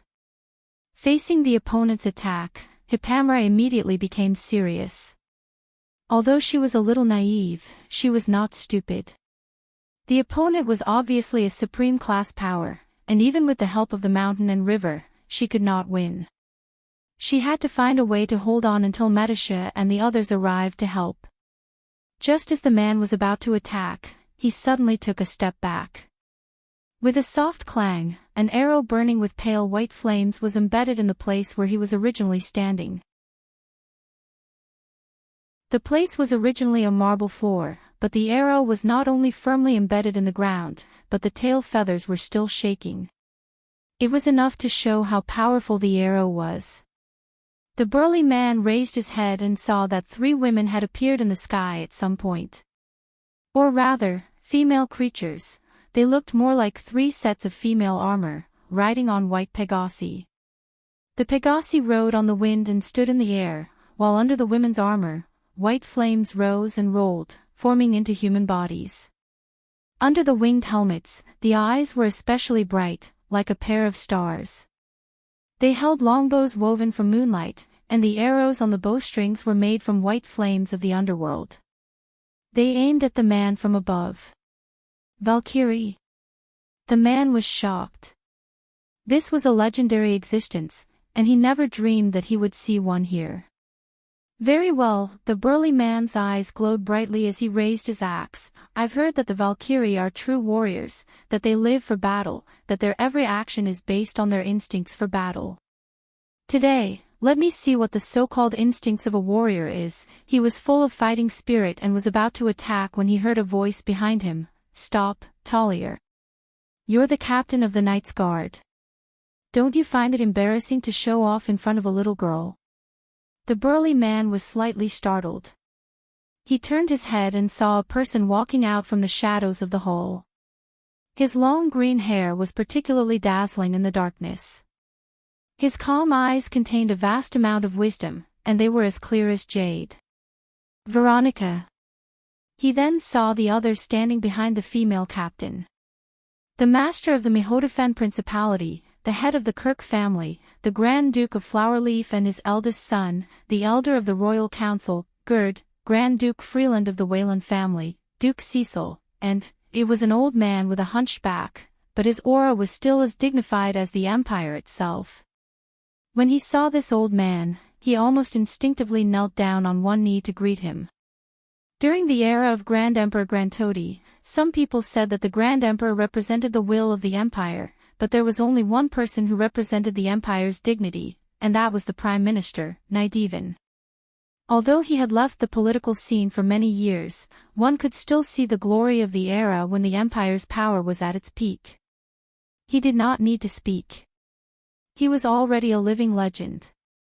Some people hated him. They were the nobles under the Holy Cathedral of Fire who had lost power in the power struggle. Some people respected him. They were the veterans of the Empire who had witnessed an era and witnessed their glory as soldiers. Although the captain of the Night Brigade, Teriel, was not promoted by him, but in the era of Prime Minister Nydivan, he was only a captain at the lowest level. He had long heard of this great man's illustrious reputation. He did not dare to speak to the old Prime Minister, so he could only ask Veronica, Veronica, are you planning to leave? Leaving this place means betraying Her Majesty the Queen, Veronica sighed, but now I have no choice, Teriel. These people outside. What is their relationship with you? The captain of the Night Brigade frowned and questioned, these people are not from the Empire. I saw at least Fanzin, elves, and Bugo war machines among them. Don't worry, Teriel, Veronica replied, we will not betray the Empire to outsiders. As for these little guys outside, at this point, she could not help but smile. Who would have thought that fate was so strange? She and that little guy named Erwin had only met once in the loop of trade winds, and even had a hostile relationship. But because of her kindness, she did not expect that one day she would really be benefited from this appreciation. Although she knew the purpose of Brando's visit to the Empire, in her heart, she still felt that she owed him a great favor. This little guy who likes to cause trouble is getting into more and more trouble. She could not help but sigh in her heart. Very well, I respect your choice. The captain of the Night Brigade raised the axe in his hand. Lady Veronica, but if you want to leave this place, you have to ask my old friend first. Are you serious? Veronica could not help but shake her head. Teriel. Of course, can't you see the burning fighting spirit in my chest? Is that so? At this time, a cold voice suddenly interrupted, as expected of the Empire's courage. Then you should be ready. At this time, the captain of the Night Brigade saw another person beside Veronica, and he could not help but widen his eyes. St. Saint Sydney. The last person to walk out was the statue of the Lion Palace's saintess. She looked at the captain of the Night Brigade with a cold face and replied, I am the one who led these people here, and now I am taking them away. Do you have any objections, Teriel? I. The captain of the Night Brigade looked as if he had seen a ghost. What, do you want to ask your old friend as well? No, of course not. The captain of the Night Brigade coughed. I suddenly remembered something. At this time, he knew that the Moss Castle must have a secret passage. This kind of secret was not a secret to people like Sydney and Vala who had once stood at the top of the Empire. What did you think of? Is there another lady from the capital waiting for you? Why? Where did the burning desire in your chest go? Sydney asked unreasonably. The captain of the Night Brigade had a bitter expression on his face. He could not help but ask Veronica for help, but she ignored him and dealt with it as if nothing had happened. He had no choice but to beg, please let me go, teacher. Very well, I have no intention of making things difficult for you. You may leave. Sydney replied. The burly man hurriedly bowed to the old chancellor as if he had been pardoned. He then carried his axe and hurried out of the ruins. Facing this scene, the people present couldn't help but laugh, but they didn't have any strange expressions. Who didn't know that this guard commander was once a proud student of the Lion Palace's saintess? Lady Sydney, the Duke of Flowerleaf finally spoke, please convey my gratitude to your friend from Aween. The House of Kirk owes him a favor. Jared and Duke Freeland also expressed their opinions. With them taking the lead, the other nobles who were rescued also joined in. Only Duke Cecil remained silent. Of course, this was not because he had a grudge against Brando for killing his son. It was because House Cecil had always been a vassal of the Holy Cathedral. Sydney had already told him privately about the relationship between Brando and the Holy Cathedral, so it did not matter if he expressed his opinion or not. However, the noble's statements were basically meaningless to the saintess of the Leo Palace. It was only when the eldest son of the Duke of Flowerleaf asked if his sister had arrived at the imperial capital that the saintess reacted a little and nodded. She then turned to Veronica and said, Mr. Brando is currently attracting the attention of the Silver Queen at Frostdew Manor. He is no match for Her Majesty alone. Come with me to support him. No problem, Veronica quickly replied. She did not wish to see Erwin's son get hurt because of her. Bring me along, I will go too. At this moment, an old voice suddenly sounded. Everyone turned around in shock to look at the old Prime Minister who had spoken. Her Majesty's mistake is not the fault of one person, Nidwin slowly said, all of us should be responsible for this. Take me to see her. I will persuade her to show mercy to your little friend. Veronica looked at Sydney with uncertainty. The latter slowly nodded. What about the others? Continue to act according to Mr. Brando's original plan. Sydney turned to Hippamra standing outside and said, Miss Hippamra, please send these people to the west of Rustle. At this point, she suddenly stopped talking. Rustle, rustle, rustle, rustle. The ground trembled slightly, and the gravel in the ruins seemed to come alive. It was as if magic had been injected into it. This is earthquake. That was the first thought in everyone's mind. They immediately rejected the idea. The entire castle was shaking, and the air was emitting a whimpering sound.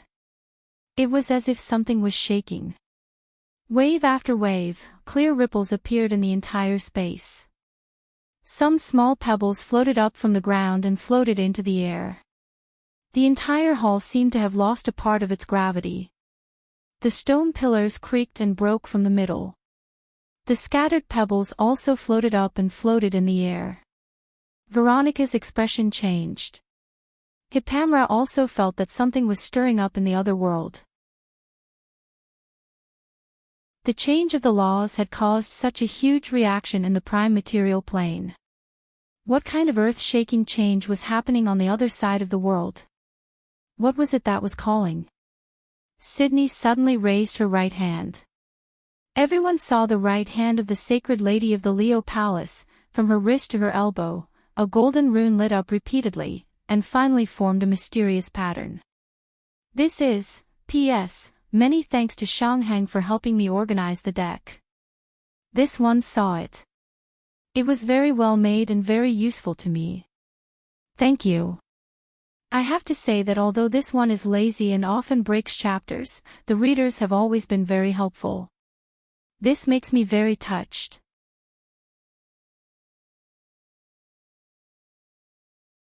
Chapter 1067. A quarter of an hour ago, in the Cold Dew Manor. The flames from the explosion lit up the entire hill, illuminating the forest around the manor. Amidst the flames, the Imperial Guards were either dead or injured. Brando leaped over the manor's iron fence and landed in the forest. The siblings followed closely behind and landed safely on the ground. Seal flew behind them in the air, and when he left the manor, he threw out a force field wave behind him. The invisible force field wave that was 1,000 meters wide shot out from his hand and crushed the outer walls of the manor into pieces as soon as it touched them. The iron fences on the outer walls curled up and broke, making ear-piercing screeches. The solid ground below also formed layers of ripples under the force of the huge force.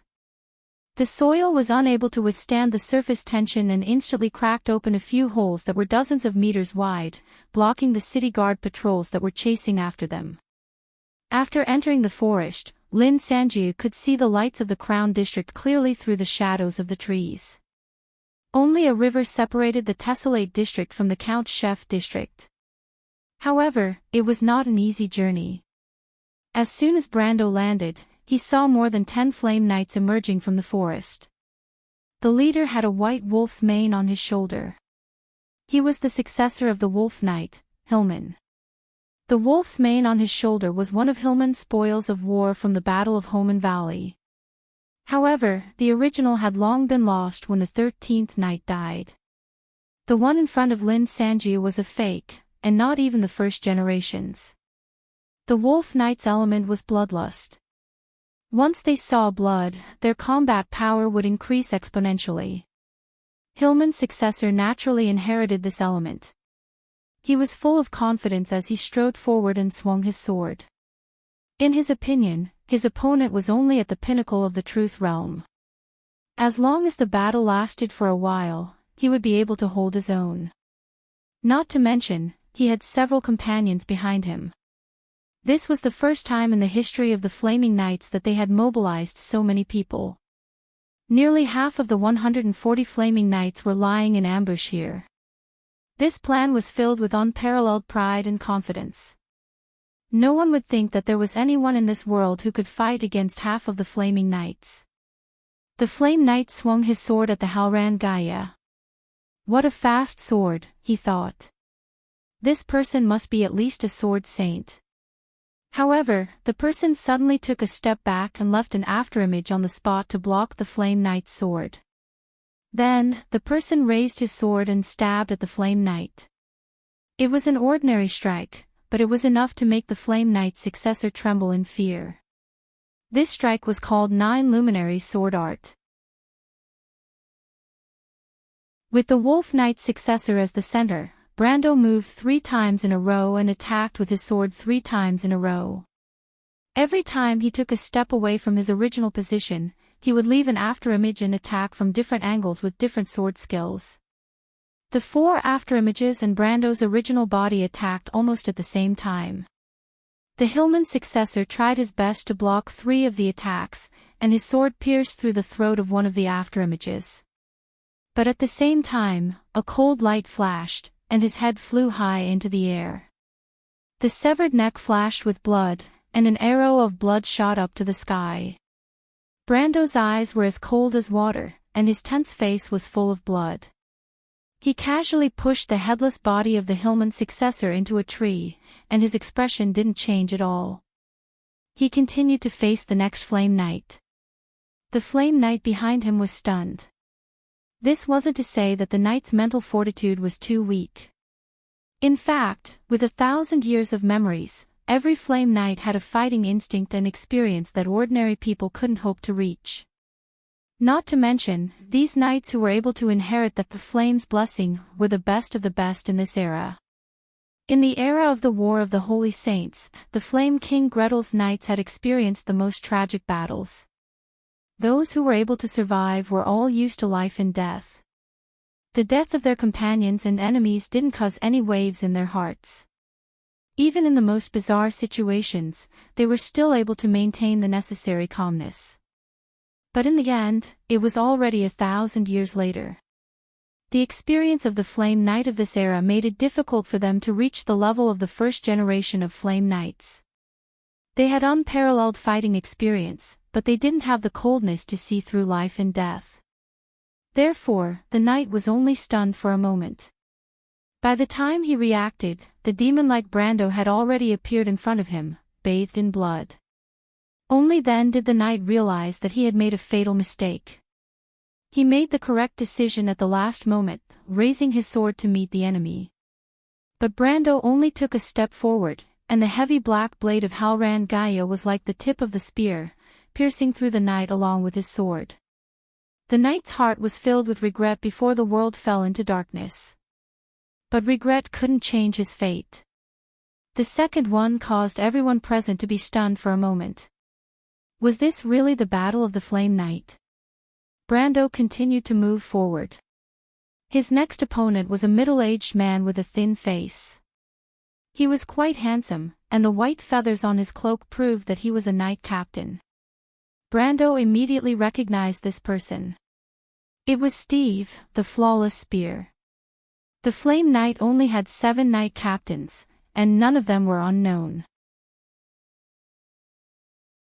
The man in front of him had the strength of the law, and was on par with Veronica during the Battle of the Loop of Trade Winds. He was one of the 7 strongest knight captains of the Flame King, and his elemental Indestructible was a rare elemental that didn't have an active effect. He was immune to 90% of damage. There were also 2 great knights beside him. They were the inheritors of the Dragon Knight Samuel and the Light Knight Robin, and their strength was also at the peak of the elemental enlightenment.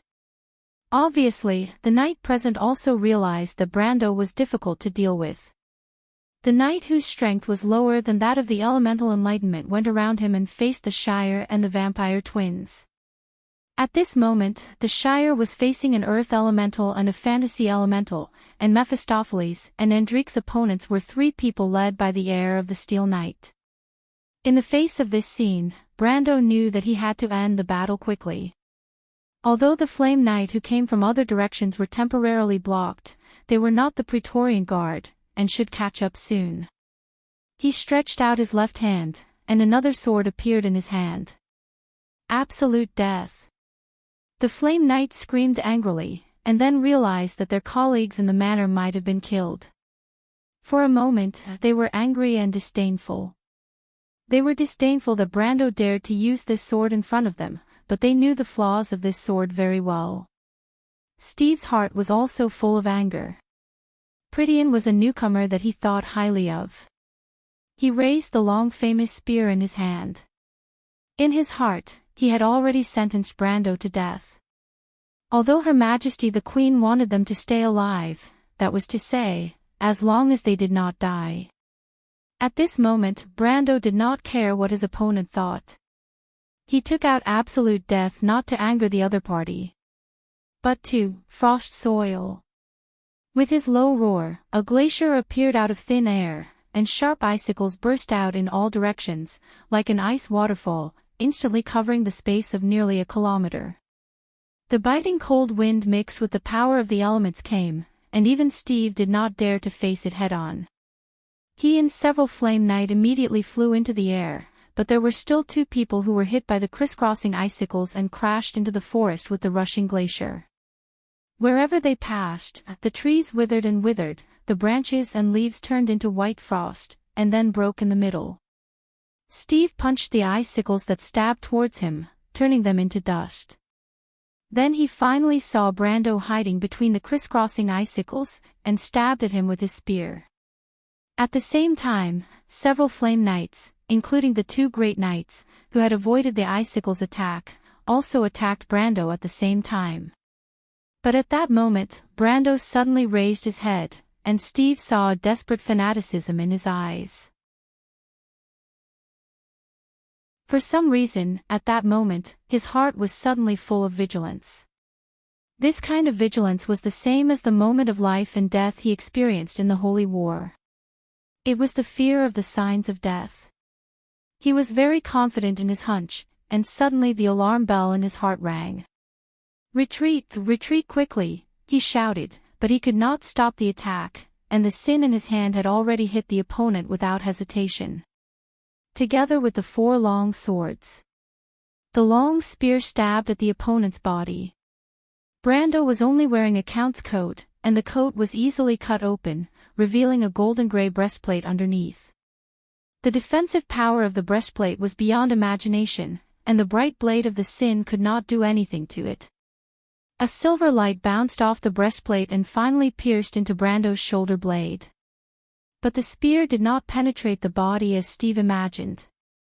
The defensive power of the opponent's body was also terrifying. He felt as if he had hit a metal stone, and that feeling was exactly the same as when he fought with several of the top Templar Knights. In fact, it was even better. He looked back and his eyes almost popped out. The long swords of the other Flame Knights could not even get close to Brando's body. A layer of indistinct radiance blocked their blades, causing sparks to fly in all directions as if they had struck a wall of metal and stone when they were only a foot away. Conflict Halo. The faces of the several knights were aghast. This guy was a Templar Knight. However, the most troublesome ability of a Templar Knight was not their Conflict Halo, but their Crown of Thorns and Blood of the Sun. The few Flame Knights almost immediately realized that they were in big trouble. At this moment, a white brilliance suddenly burst out from Brando's body. The brilliance was like the vines of a rose, and it bounced towards all the people who had attacked him.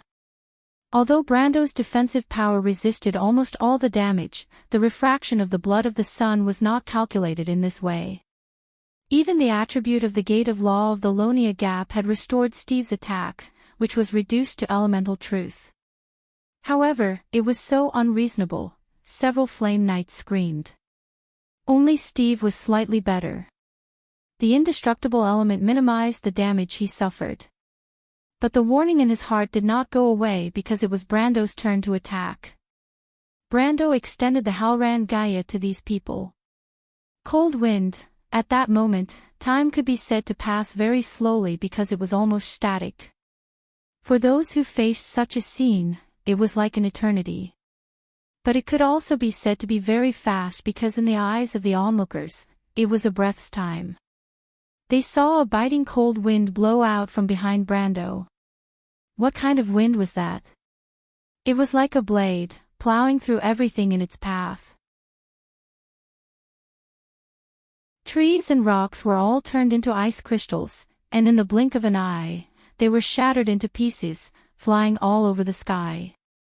But this was only the beginning, then it grew so strong that it could not be described with words. It only made people think of the legendary, immortal world spiral on the mountain where the storm stopped. That was the perfect storm that occupied the entire wind elemental plane. It was not wind, but a sword of divine judgment. It hit the top of the mountain where the Frost-Dew Manor was located. Everyone witnessed this unforgettable scene with their own eyes. The entire mountain swelled up and then shattered with a bang. Rocks and trees flew into the air, and the mountain seemed to fall apart, turning into dust. The flow of earth and rocks poured down like a landslide. Even after nearly half a minute, smaller stones and gravel rustled down from the air. This was the power of a supreme realm. Brando raised his head in shock. In the darkness of the night, he saw that half of the Frost-Dew Manor that was located halfway up the mountain had already completely disappeared. A terrifying hole had appeared in the background of the mountain. The layer of earth above it had long since vanished, revealing the pale and jagged luster of the rocks. After the hole appeared, a full moon shone on the entire forest. What was going on? He remembered that he had activated Frenzy and used the full power of the Frost Soil Guard. Although the combination of frost soil and cold wind was powerful, it was not to this extent. Saber's full power attack was only this much. "My lord, are you all right?" Mephistopheles had just finished off an opponent and turned back to ask with concern in midair. Brando shook his head. He felt that there were layers of illusions in front of him. He saw the reflection of the white tower in the sky and the spiral peak. Hundreds of millions of lines of law converged into a silver-white plane, and the seed of light was born in the lake of the abyss. He saw the rebirth of the elemental border. The shallow sea was like a dream, the storm stopped, the mountains stood in the clouds, and under the dark stone pivot, the scorching river flowed. These illusions were repeated over and over again, but there seemed to be a voice in his heart. "I was born in the flames." At this moment, he actually felt that his realm of truth was faintly loosening, and the door that blocked his final path was opened at this moment. He was not the only one who felt this. Everyone present felt the same shock. Everyone turned around involuntarily. Steve also got up shakily from afar and looked at Brendel in disbelief. The power of a supreme realm was not enough to kill the commander of the Flaming Knights in one blow, not to mention that the other party had the undying elemental power. Of course, even so, he was seriously injured, and the Knight of the Flame family who fought side by side with him had long been reduced to ashes. The peak of the law, this young Count Tonagel was only in his early 20s this year. It was hard not to think of another person who also reached the top of the White Tower at the age of 20. About 1070 years ago, he had a laurel crown called the Flame King. But at this moment, Brando's mind was no longer on this. Because he knew he was in trouble. It was at this moment, 5 vast and unparalleled pressures fell from midair, and Brando immediately felt that he was locked in by several forces. His body felt heavy, as if he was shackled. The Shire, Mephistopheles, and Enrich, who were fighting with the Knight of the Flame family in midair, groaned and fell directly from the sky, landing heavily on the ground. Brando looked up and saw that in the starry night sky, there seemed to be several bright constellations. Those were the titles that he was familiar with, or had heard of. Their names had shined in history for a time, and they were the peak of the power that the players once worshipped and yearned for. That was the head of the Knight of the Flame family, the Empire's Gate, Richard. The strongest wizard of the Empire 70 years ago, the Lord of the Mirror Realm, the Lightless Return, Royer, and his lifelong rival, the wizard who was close to God, the tower-defying Saipan. There was also the strongest of the 11 Holy See besides Vara and Sidney, the sword-bearer, Bradley. Finally, there was Willock, one of the Empire's twin paragons 60 years ago, the Lion Sword Saint. 5 Supreme Realms. Nearly half of the Empire's 13 Supreme Realms were here. The power in the sky was as deep as the abyss. P.S. I wrote the last chapter late. I was afraid that it would disturb my thoughts, so I didn't take the time to write the article. Because it involved a small climax, this chapter took me 6 to 7 hours to write, and countless brain cells died. Also, there was a small problem with the Duke of Flowerleaf. My hand slipped. The Duke of Flowerleaf is Vahina's grandfather, and his eldest son is Vahina's father. I'm also drunk, I'll change it later.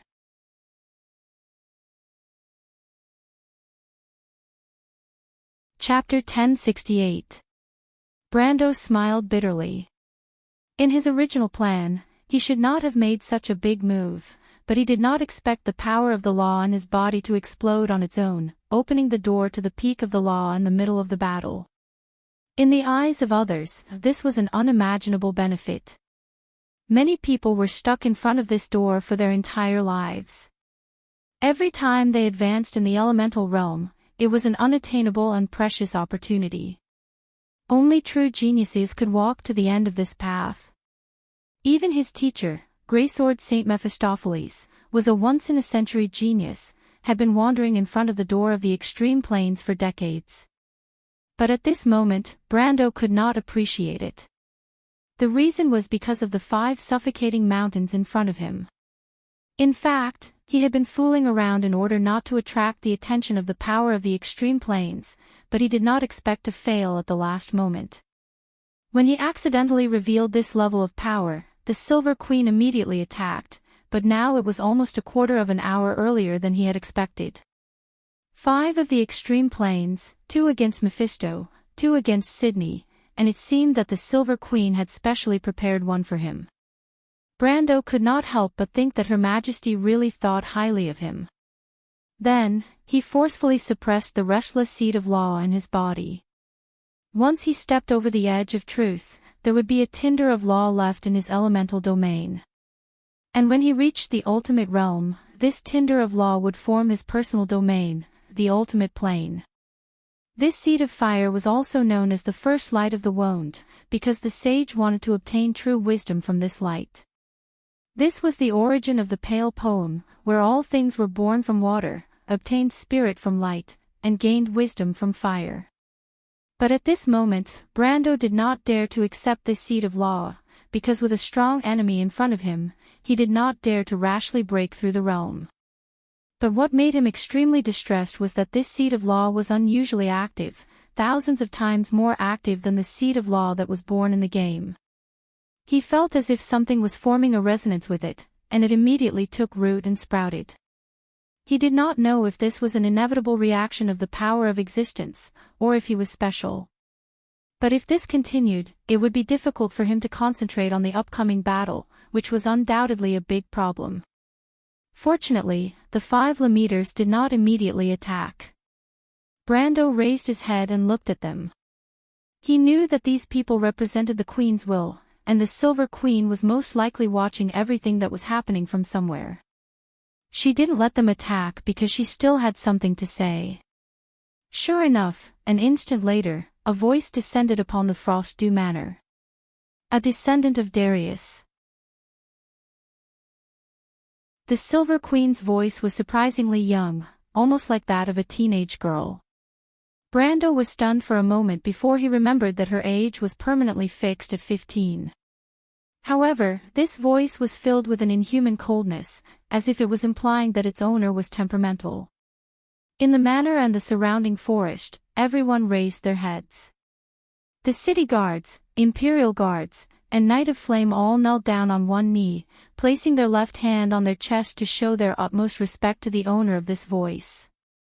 When your grandfather was still alive, Erwin and the Empire were the closest allies. That was also Erwin's most glorious era, and the world called it the Anson Revival. But what about your current actions? You've repeatedly obstructed the Empire, and you even intend to support the separatists of the Empire. You've disappointed me. Brando, you've also brought shame to your grandfather. The Silver Queen's voice paused for a moment. According to the Empire's laws, your death is not to be regretted, but Darius and I are old friends. The Earth Sword Saint was once the commander of the Temple Alliance, and the Empire owes him a favor. So, I'm giving you a chance. Submit to me, or die. Brando felt the pressure on him lessen, and he couldn't help but grind his teeth. It didn't feel good to be controlled by someone else, even though the other party was a famous figure in history, and there was nothing embarrassing about being suppressed by them. He raised his head, and his voice resounded throughout the forest, "Your Majesty, when the Flame King established the Holy Cathedral, he also established crews. The countries under the Holy Cathedral have always regarded the Empire as the spokesperson of the Holy Cathedral. And Erewhon is the same. In fact, just before you closed this door, Erewhon's envoys and I had already arrived in Lone. Since you've never lacked Erewhon's loyalty, you naturally won't lack the loyalty of a mere count from a remote place like me." "But now," Brando asked loudly, "is it the Silver Queen of Crews, the Emperor of the Holy Cathedral and the Empire who commands my loyalty, or is it the Dark Dragon of Mardos who commands my loyalty?" Brando's answer was loud and clear. There was silence both inside and outside the manor, causing everyone to look up at the sky. Even the Knight of Flames family wanted to know where their honor and pride came from. Was it the inheritor of the Flame King's bloodline and beliefs? Or was it a reformer who revolutionized the world and corrected the mistakes of the past? But were the people of Crews really qualified to inherit the honor of the people of Myrna? Other than the Silver Queen, probably no one could answer this question. Her Majesty herself was silent for a moment. She stood by her desk and looked at Brando on the crystal ball with a calm expression. It was almost the same face, the same stubbornness, and she could still vaguely see that person's past glory between his eyebrows. But what she saw on this face was not only the impression that belonged to Darius, but also everything that she had lost. Those things that only lingered in the deepest part of her memory belonged to the past. "You have also received Odin's inheritance and fate, and you should understand everything that I have seen. In that case, you should understand who is right and who is wrong. What good is it for us to maintain the lies of the wise ones? To maintain this false peace?" She shook her head. "I have heard this too many times. The Bugas are like this, the dragons are like this, the silver elves are like this, and in the future that I have seen, our world is so fragile that maintaining the status quo will not help us defeat the dusk." The wind blew from the other side of the mountains, and the forest that had been ravaged by the flames of war made a soft rustling sound. This moment of silence seemed to be telling something in everyone's hearts. What Her Majesty saw on the battlefield of the final battle was indeed the threat of the dusk. Brando understood. At that moment, he felt a voice whispering something in his heart, but when he listened to it, it was illusory and unfathomable. It was like a whisper in the wind. It sighed softly. Mardos had been gone for so long, and 1,000 years ago, the last ruler of the Empire made such a choice. The Silver Queen waited for his answer. Brando was silent for a moment before he spoke again. "Your Majesty, you are supreme. On your throne, a single decision of yours can affect the fates of countless people. Your Majesty, countless people live because of you, and countless people may die because of you. It all depends on your decision. I have no intention of changing your will, but I just want to say that there are many paths in this world, and not all of them lead to hatred." The wind and sand ruffled the canopy, and Brando had some kind of understanding in his heart. He seemed to hear the voice that lingered in the forest like a ghost. It sighed. 1,000 years ago, His Majesty the Emperor chose to end hatred. So he was called the Fool. Enrich, who was lying on the ground, suddenly had a look of astonishment in her eyes. She took out the scepter of fire, and circles of golden fire patterns on the scepter lit up. The air was filled with unease, and some unknown factor behind the law world was stirring restlessly. At that moment, the wind in the forest began to grow stronger. "That's why Mardos failed," the Queen replied coldly. "Those beautiful lies are the cancer that spreads in this world, and when you listen to its sweet words, a bleeding dagger has already been plunged deep into your heart." Brando shook his head. "Your Majesty, Mardos did not perish because of Odin's choice alone, and the reason he made such a decision was because he could not see any hope. That empire of the past could not save this world. But 1,000 years, could it really erase hatred? The Silver Queen sneered. Odin made such a choice, and what was the result? 1,000 years ago, he chose to end everything, and 1,000 years later, civilization is still trapped by hatred. What did the so-called wise ones bring us? The conquests of the 4 empires? The canopy of the forest near the manor danced wildly, and the knight in the forest looked at the sudden gust of wind with some doubt.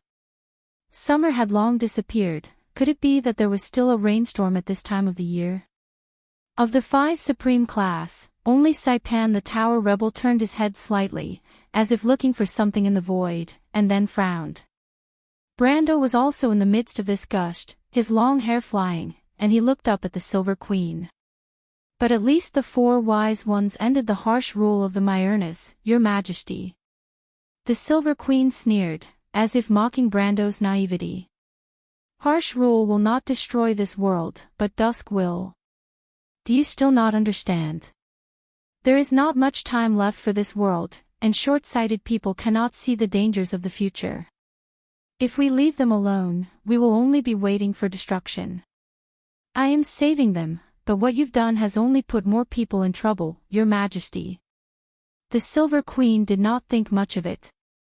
Naturally, in order to return to the path of the past, there will be countless people who will shed blood and sacrifice, but it will all be worth it.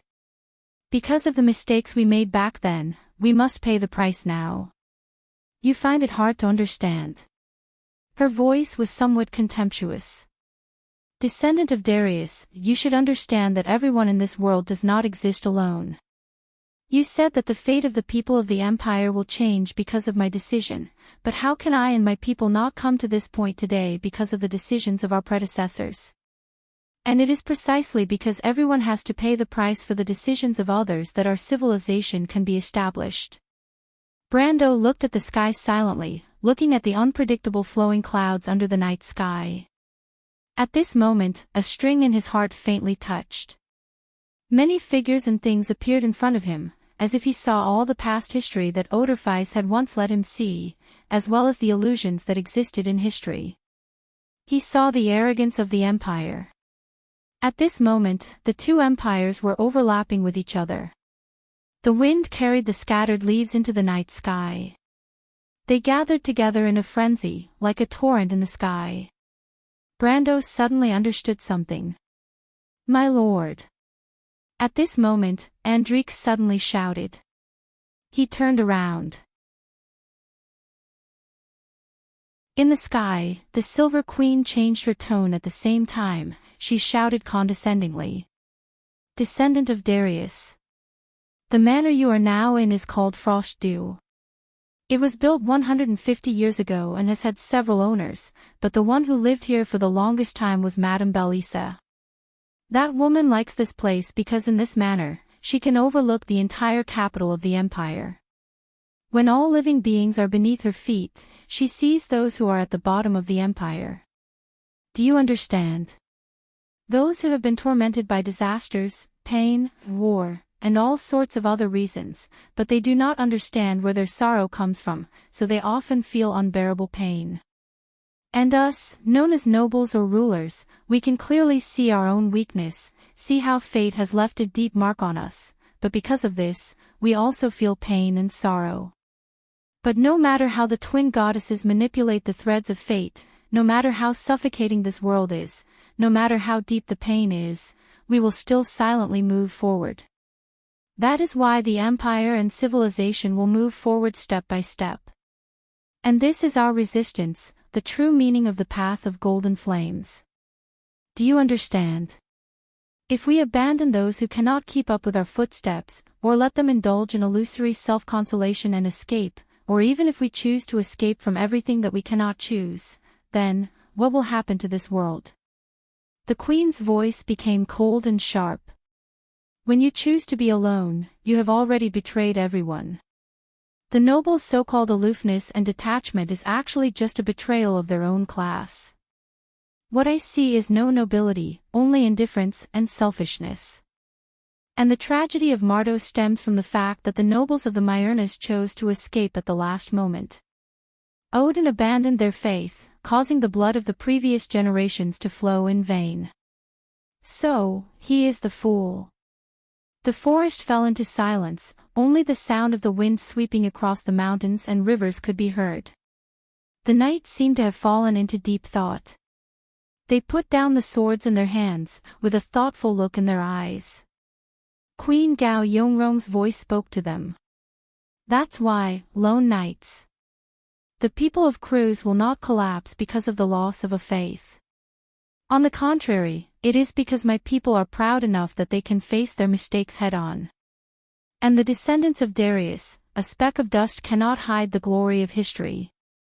Wiping it away will only make the empire more brilliant.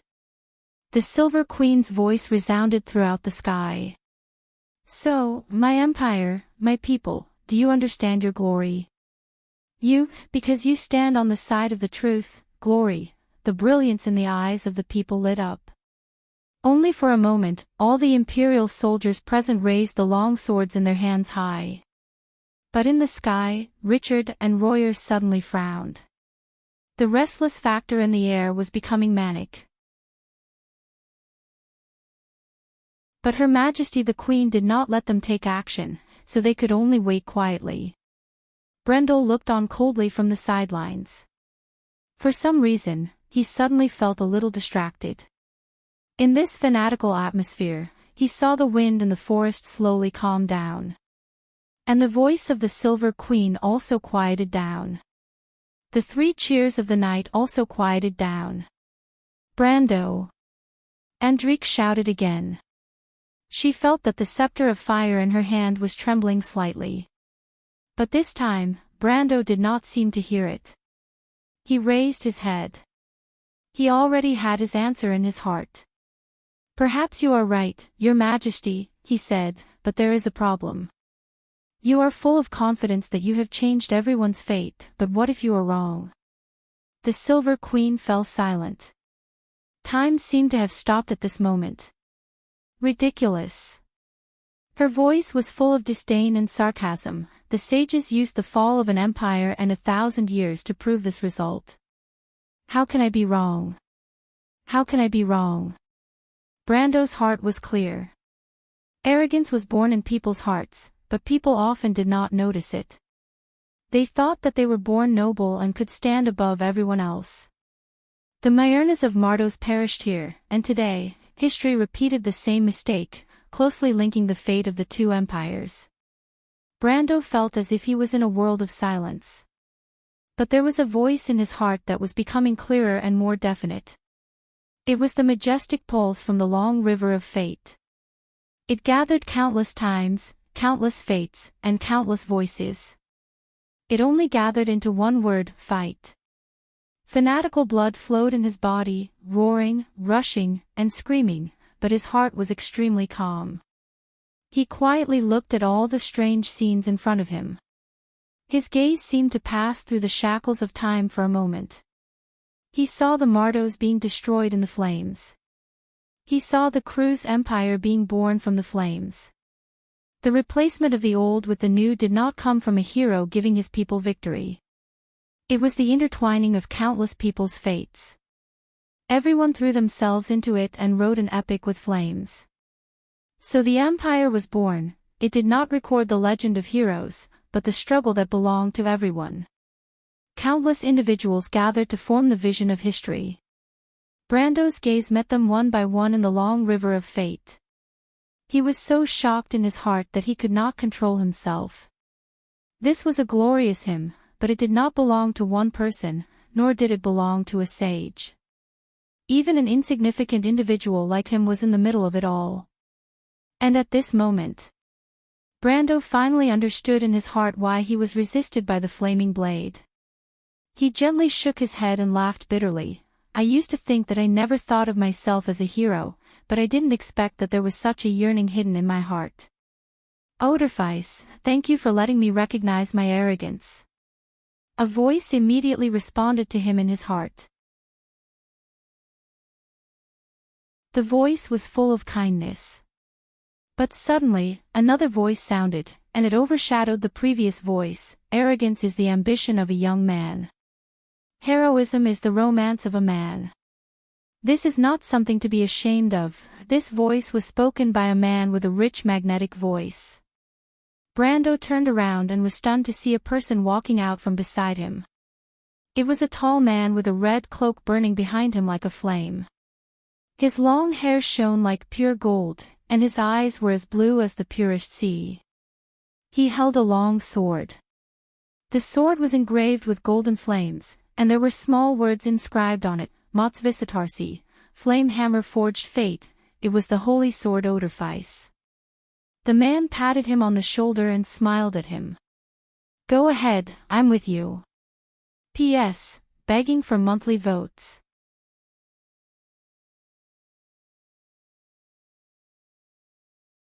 Chapter 1069. The knight raised the swords in their hands, and the three cheers suddenly stopped. Because everyone felt an inexplicable throbbing in their hearts. They turned their heads one by one, and what they saw was a world of stillness. The wind was still, and every leaf was drooping. There was no sound of wind or insects, and moonlight poured down from the branches, creating a silver brilliance. It was quiet and secluded. Everything in the world fell into silence, as if the world had calmed down, meekly and silently crawling. On the sea of magic, the 12 moons were dim, and there was not a single ripple on the surface of the sea. It was like a mirror, reflecting the color of the sky. Brendel opened his eyes, and his pupils were clear and limpid. But at that moment, everyone felt that the laws were deviating, leaving them in fear. It was as if something was descending, and its unstoppable power was dominating and taking over everything. The knight instinctively looked down and found that there were snakes and insects of all colors under their feet. Countless insects were fleeing from the grass, and the pebbles on the ground were spinning strangely and trembling. Some small grains of sand even floated up and flew into the sky. Among the 5 Lameters, the sword-bearer Bradley finally noticed something strange. The air was filled with a familiar holiness, as if he was in the sacred hall of the Holy Cathedral of Fire. The sacred image of a sage stood on top of it, watching everyone with a profound gaze. It was also watching him. This is. Behind the crystal ball, the Silver Queen did not notice these minute changes. She only watched Brando, waiting for the young man's answer. After a moment of silence, Brando spoke. Your Majesty. You and I do not know what the future will be like. But my dream is actually very simple. Halran Gaia and Absolute Death both disappeared without a trace in his hands. He crossed his hands and gently pressed them down. Although there was nothing in his hands, everyone felt that there was a sword tip resting on the ground. Dong! Everyone felt their hearts skip a beat. A ripple spread out on the sea of magic, spreading in all directions. At this moment, all the adepts in the Banker region had their connection with the world of laws forcibly severed. In the hundreds of temples of various sizes throughout the region, the evening prayers of the monks echoed in the prayer halls as usual. But the bishops in gorgeous robes opened their eyes in horror as they realized that there was no response from the territory of Tiamat from that moment on. The bell of the holy temple tolled. Countless people woke up from their dreams, drenched in cold sweat. Their dreams seemed to have been swallowed up, and Bunasan, the country of dreams, was closing its doors. At this moment, the witches discovered that the country of witches had disappeared, and they fell into a common nightmare. In the endless darkness, they saw a golden sword burning with raging flames descending from the clouds. It was like a sun, illuminating the entire sky. Rustle, rustle, rustle, the entire world began to shake. In the Volva Prince district, the gathered citizens saw the statue of the Flame King trembling slightly. The sand on the ground rose and fell, as if forming a layer of waves. The windows of the surrounding buildings creaked and shattered one after another, and the sound of glass falling to the ground could be heard all over the place. Screams of horror rang out in the square, and some people began to hide. It was inevitable that there would be chaos. Is it an earthquake?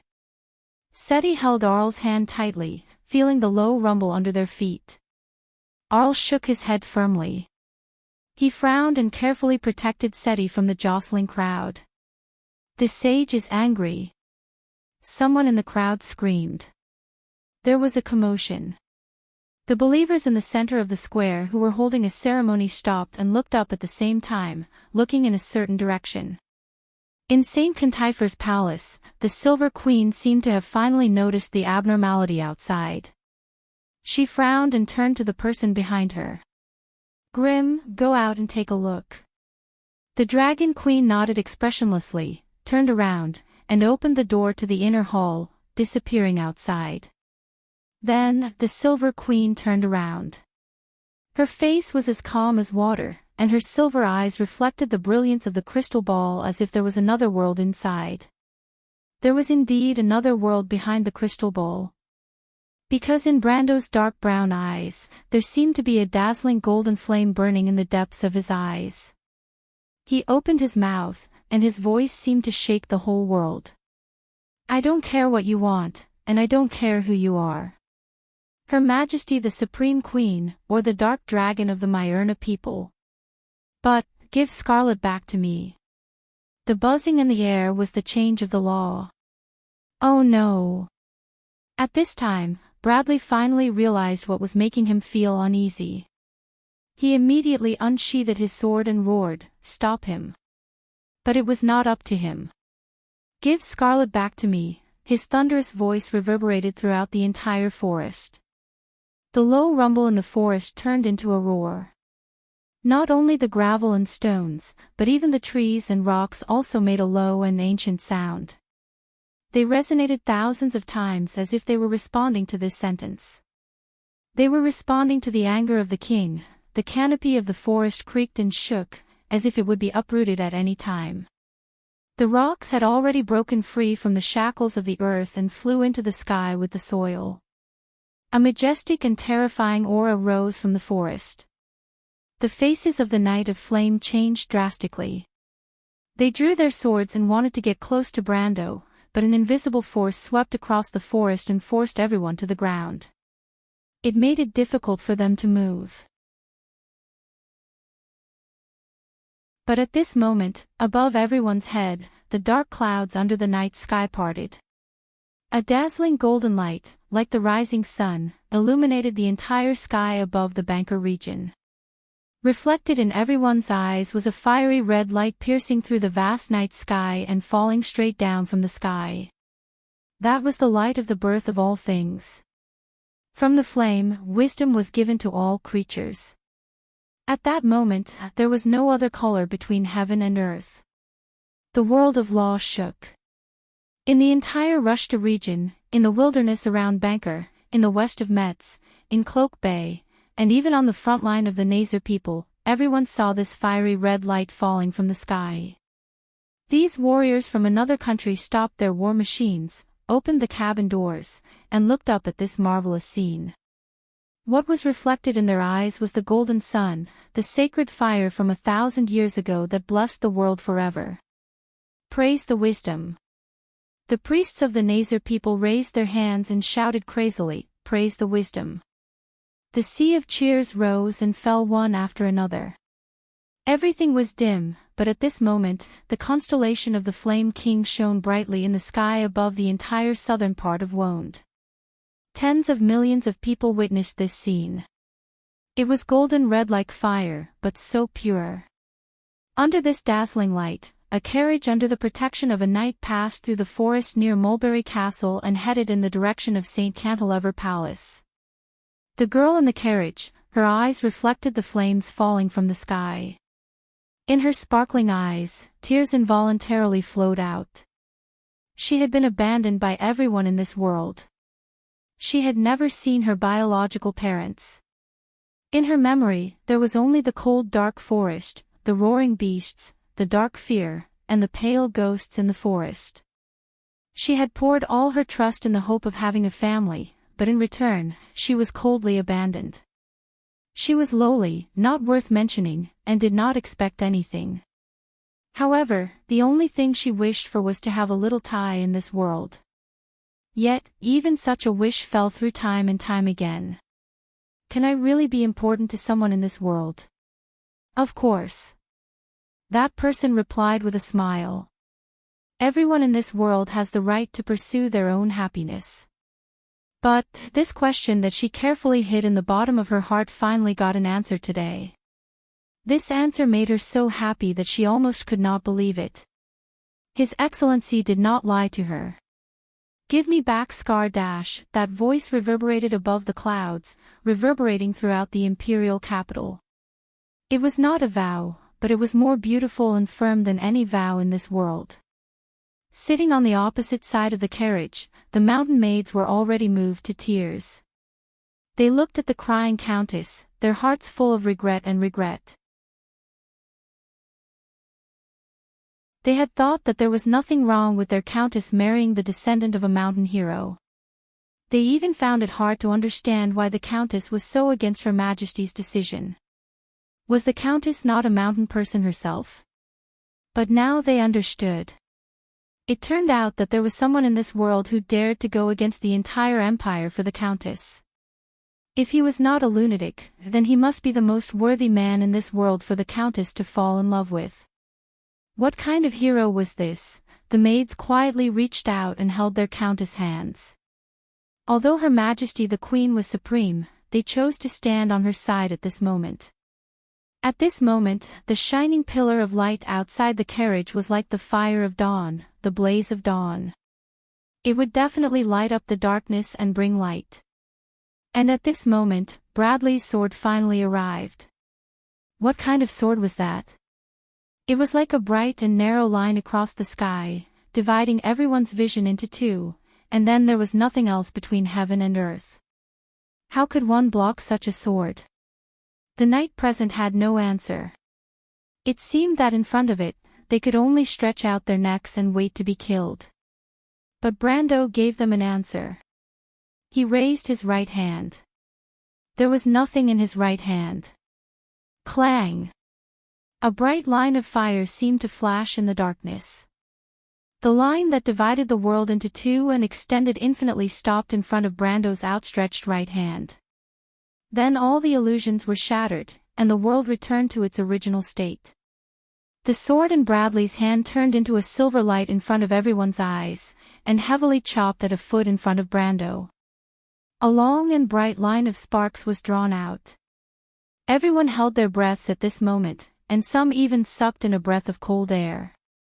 The Supreme Sword Saint's all-out attack was blocked. It was blocked by such a young man. A few Imperial guards who witnessed this scene couldn't help but pat their faces to prove that they were not dreaming. Then they saw a sword. The sword in Brando's hand gradually revealed its true appearance. It was like a flame burning in the air. Wherever the flame passed, dark red shards with a metallic luster were revealed. These shards were bound together by an invisible force, forming the shape of a sword. A line of small words was engraved on the shards, Motsvisitarsi, that is the appearance of the flaming blade. The Knight of Flame immediately recognized the sword. But in their hearts, there was a voice that roared like a stormy sea. The appearance of the flaming blade was passed down from generation to generation in the holy sanctum through a secret method, but this person didn't have any sword inscriptions on him. How could the appearance of the flaming blade appear in his hand? What did this mean? Wait, look at that girl. At this time, someone finally noticed Andrique next to him. Everyone's gaze turned in that direction. The two swords clashed. Brando looked at Bradley in front of him, and the latter's eyes narrowed slightly. The old man's eyes were burning with golden flames in the young man's eyes. He was shocked.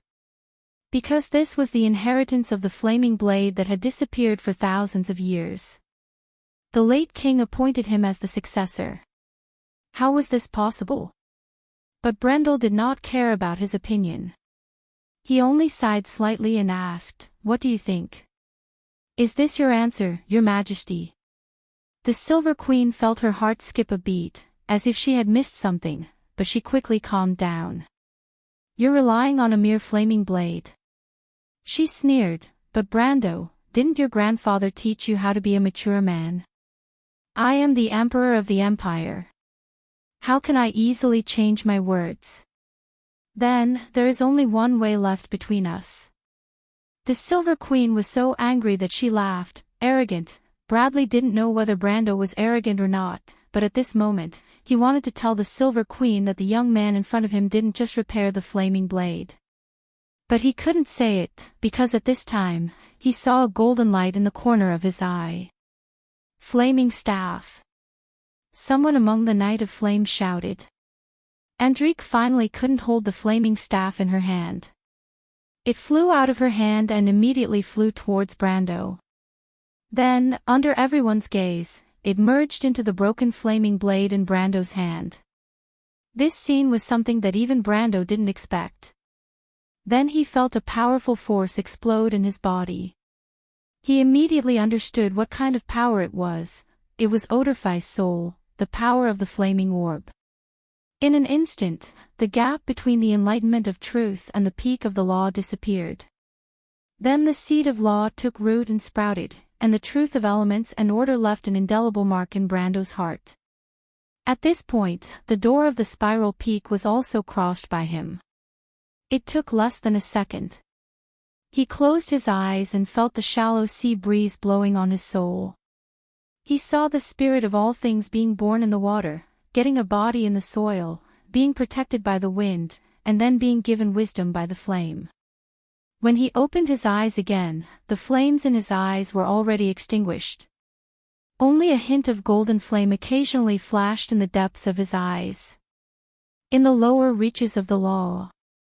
But his aura was still rising, as if the memories from the ancient times were integrated into the depths of his heart bit by bit. That powerful force grew until it was close to the middle reaches of the law. Then it slowly stopped. Then he heard a system prompt that he hadn't heard for a long time: obtained the key of fire, obtained the holy sword, broken amber. Brando didn't know what the key of fire was, but the second prompt was like a bolt of lightning that struck directly into the depths of his soul. He couldn't help but stare blankly at the broken pieces of Odorfais in his hands. He looked at the few lines of words written on the open data panel: amber, damaged, existence, attack, 214-373 additional fire damage, 110-150 plus 575 strength additional skills, key of the world, raises the law's attack by 1 realm. Fire of wisdom, flames of dawn, the wisdom of the wise. The wielder of this sword can display a fire spell from the 1st to 8th circle while attacking. P.S. What Brando wants is to save Scarlet. What do I want? You know, I'm begging for monthly votes.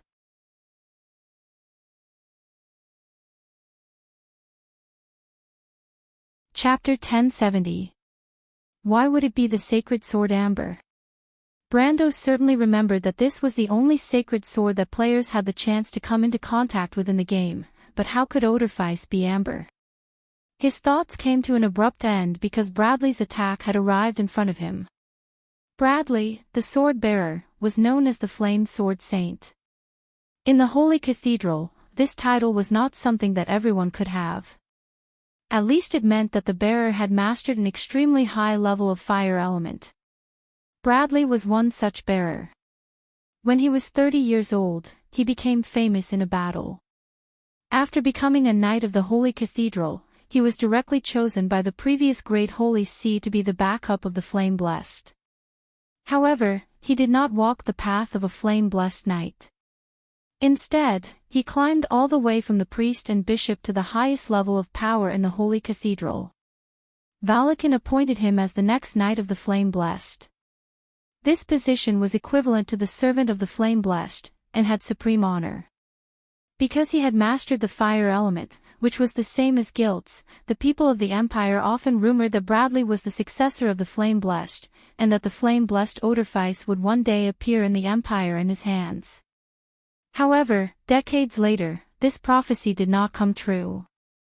Ironically, Bradley actually witnessed the resurrection of Odorfais with his own eyes, but it was not in his hands. If it was 50 years ago, he might have been furious because he was not chosen by the path of the golden flames. However, after half a century of hardships, he had long been accustomed to the changes in power and power. His faith in the path of the golden flames was also firm and would not be easily shaken. What was faith? Faith was persistence. This kind of persistence could even be called stubbornness, but it would never be weakness. Bradley was definitely a stubborn person.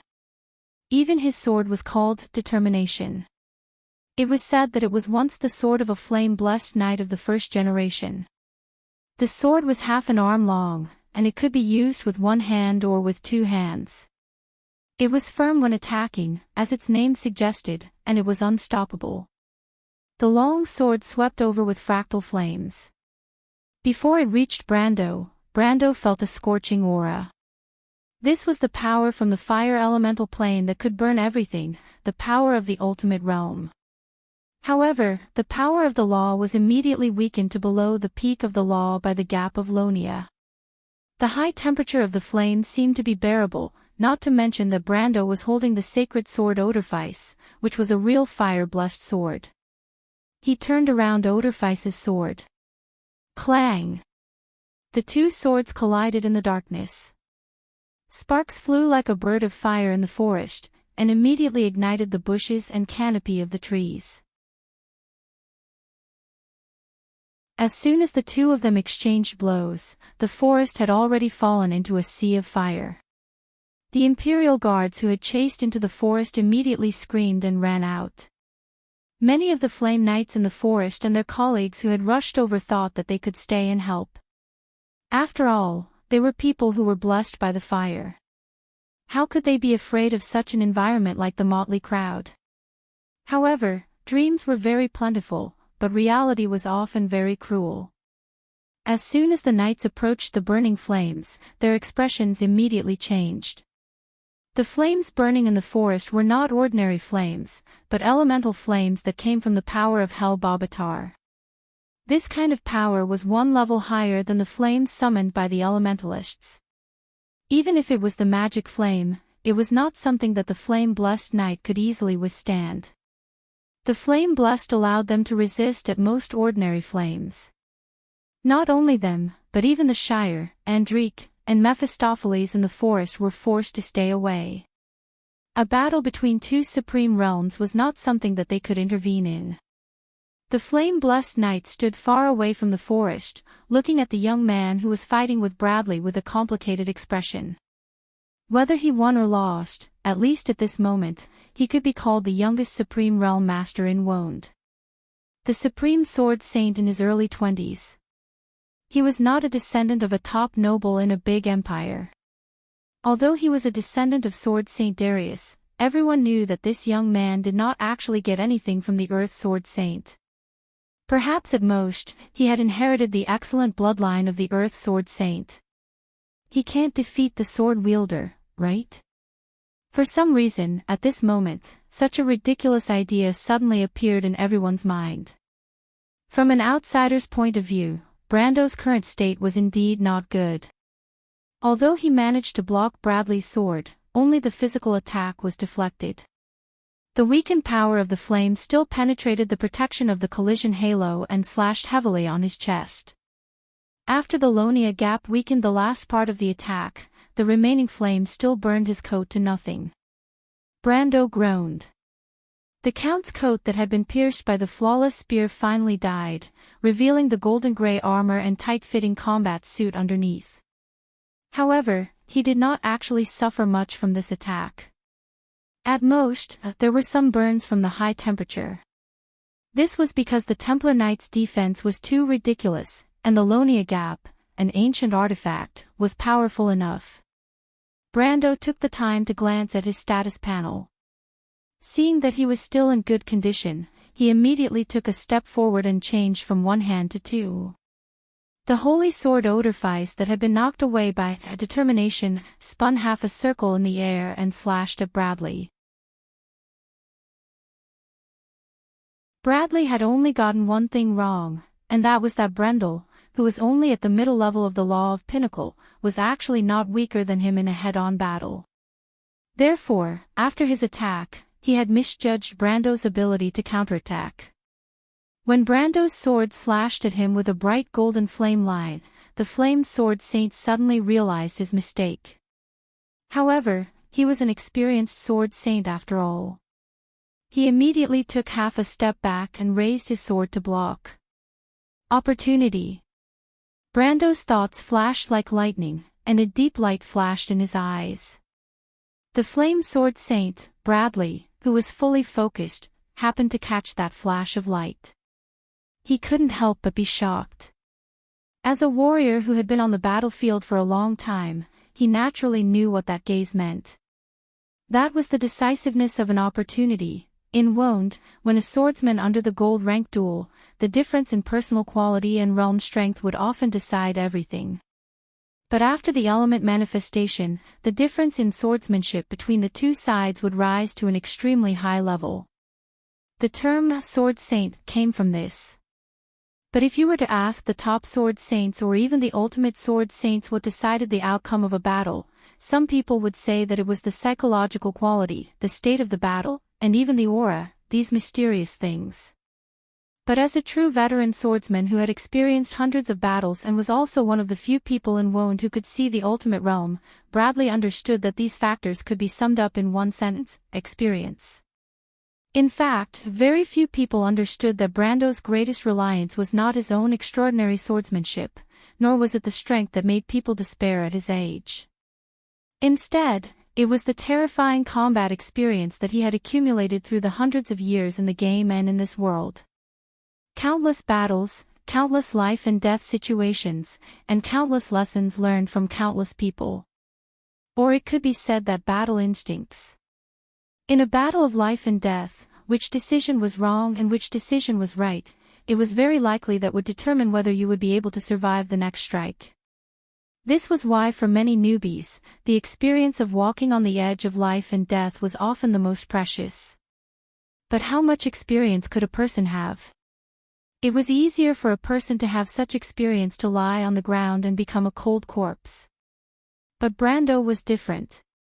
In this world, his experience was like a monster's existence. Even an old sword saint like Bradley, in fact, unless he had reached the ultimate realm, he didn't care about anything else.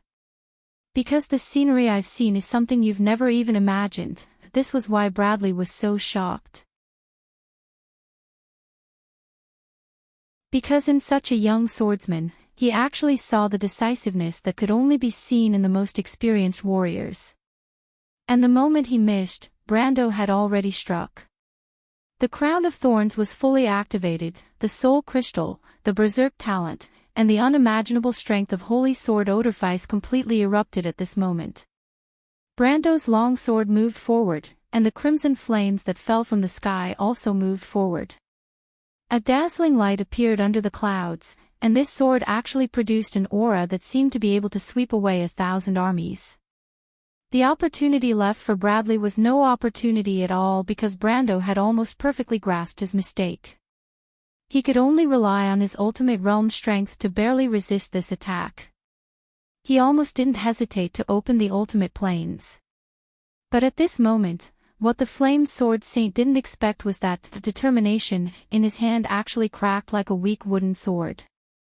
It was easily cut into two by Brando's fragmented Holy Sword Odorfice. Bradley was shocked. Although it wasn't difficult to find praises for the holy sword that the Flame King had once used in the various books of the Holy Cathedral, and even the documents recorded on parchment often used lofty words like radiance, holiness, and supreme. But what made him go crazy was that the previous generation of monks seemed to have unanimously forgotten this matter. They had never described how sharp this sword was. So at this moment, he had to use his own experience to prove that the holy sword wasn't just a verbal praise. After all, the sword was a sharp weapon for killing. No matter how glorious the words on it were, it couldn't change its true appearance in battle. At this time, Bradley's heart was full of regret. He made up his mind that if he returned to the Holy Cathedral, he would definitely correct this flamboyant and unrealistic style. However, at this moment, he could only watch helplessly as the unstoppable sword slashed at the laws around him. It was no different from slashing at him. He was directly sent flying, drawing a golden red line in the forest, and heavily crashed into the mountain behind him. But before the power on Brando's sword could fully erupt, a dazzling golden line with the tip of his sword as the center extended forward, and the entire mountain slope in front of him was split into two. Above the line, the mountain and the vegetation on it were fragmented and turned into fine powder. Below the line, the incision was as smooth as a mirror. At this moment, almost everyone fell into a state of speechless shock for a long time. Bradley didn't die, and he wasn't even seriously injured, but the remaining Supreme Realm powerhouses in the sky couldn't sit still. Richard, Royer, Sapin, and Willock were originally prepared by the Silver Queen to deal with Mephisto and Sydney, who might be hiding in the dark. And according to the news from the battlefield in East Metz, this young man had 3 extremely powerful subordinates who looked like ancient creatures like the Valkyries. But no matter what, for Supreme Realm powerhouses against 2 Supreme Realm powerhouses was a piece of cake. Even if there were a few Valkyries who hadn't reached the Supreme Realm, it would still be more than enough. As for the sword wielder, Bradley, he was specially prepared by the Queen to deal with this young count for insurance. Brando wasn't wrong on this point. But what no one expected was that this plan actually had a problem from the very beginning. Greysword Saint Mephistopheles and the Saintess of Leo Palace, Sydney, hadn't appeared yet, but Bradley, who was supposed to be a butcher's paw, had actually lost to this young man.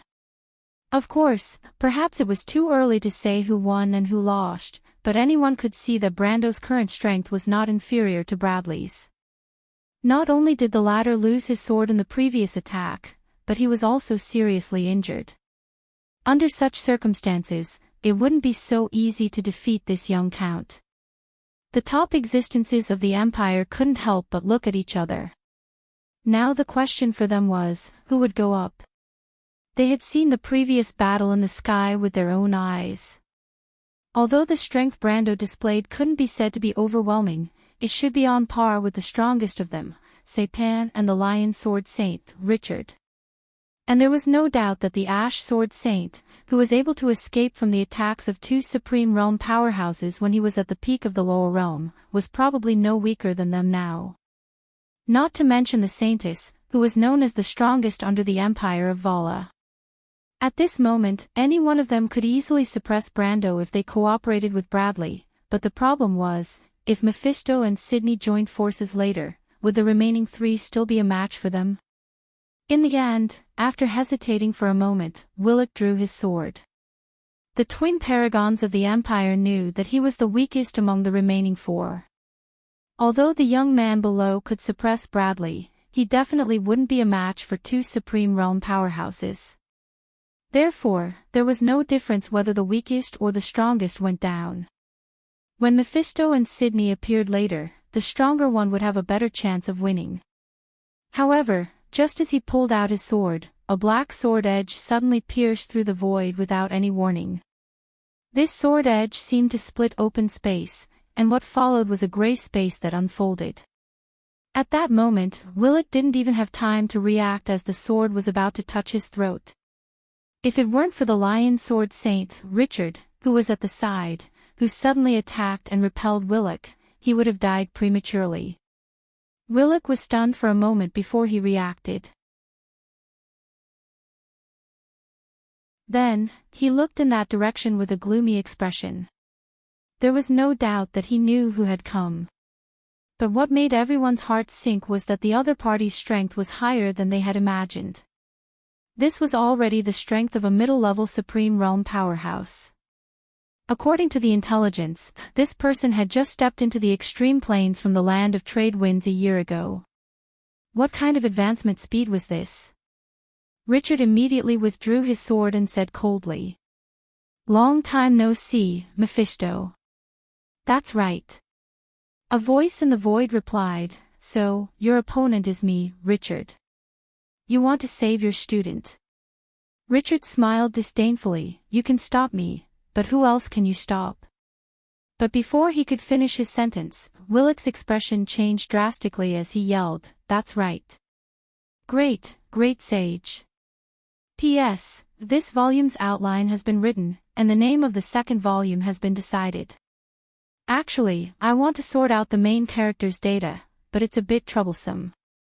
Who knows which of the main character's attributes was mentioned in the previous chapter? Also, continue to ask for monthly votes.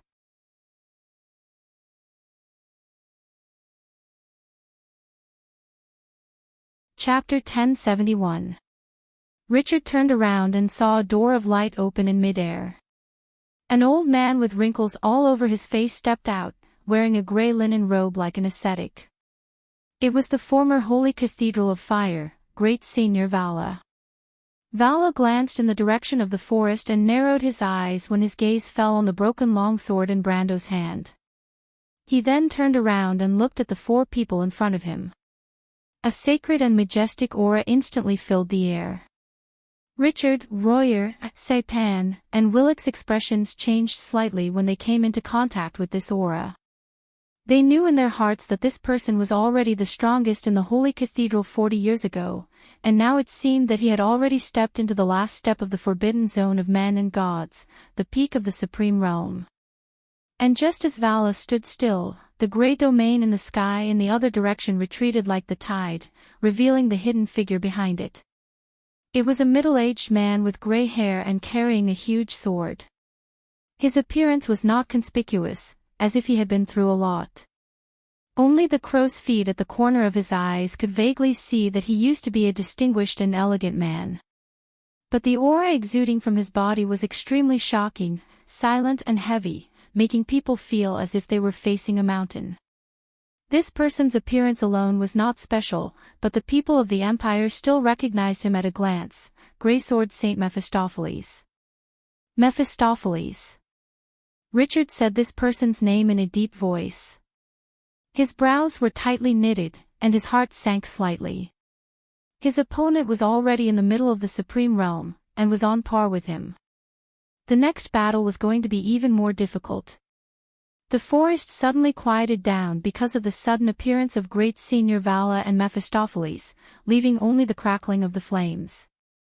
The Knights of the Flame family were a little confused, partly because they did not know what to do.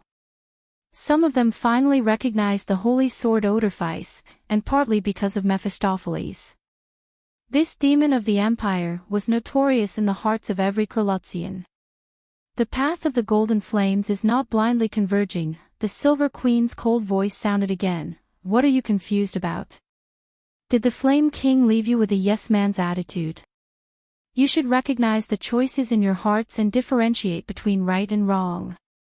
His Majesty is right, Vala unexpectedly agreed. You should have your own justice in your heart and be the master of your own destiny. There is no eternal definition of right and wrong. What is important is the opinion and position in your heart. As Knight of the Flame family, you should understand the true meaning of the Golden Flame Tao. Therefore, you should be more resolute than others. Your current confusion will only bring shame to your predecessors. Only then did the knight come to a sudden realization, revealing a look of shame. They drew their swords and bowed to Vara in apology, because next, the two sides were probably going to stand on opposite sides and fight. Great Sage, thank you for your teachings. We will do our best. Walla only smiled. On the other side of the crystal ball, the Silver Queen looked at this scene with a frosty expression. Vala seemed to be helping her, but in fact, his words did not deviate from the definition of the Golden Flame Tao.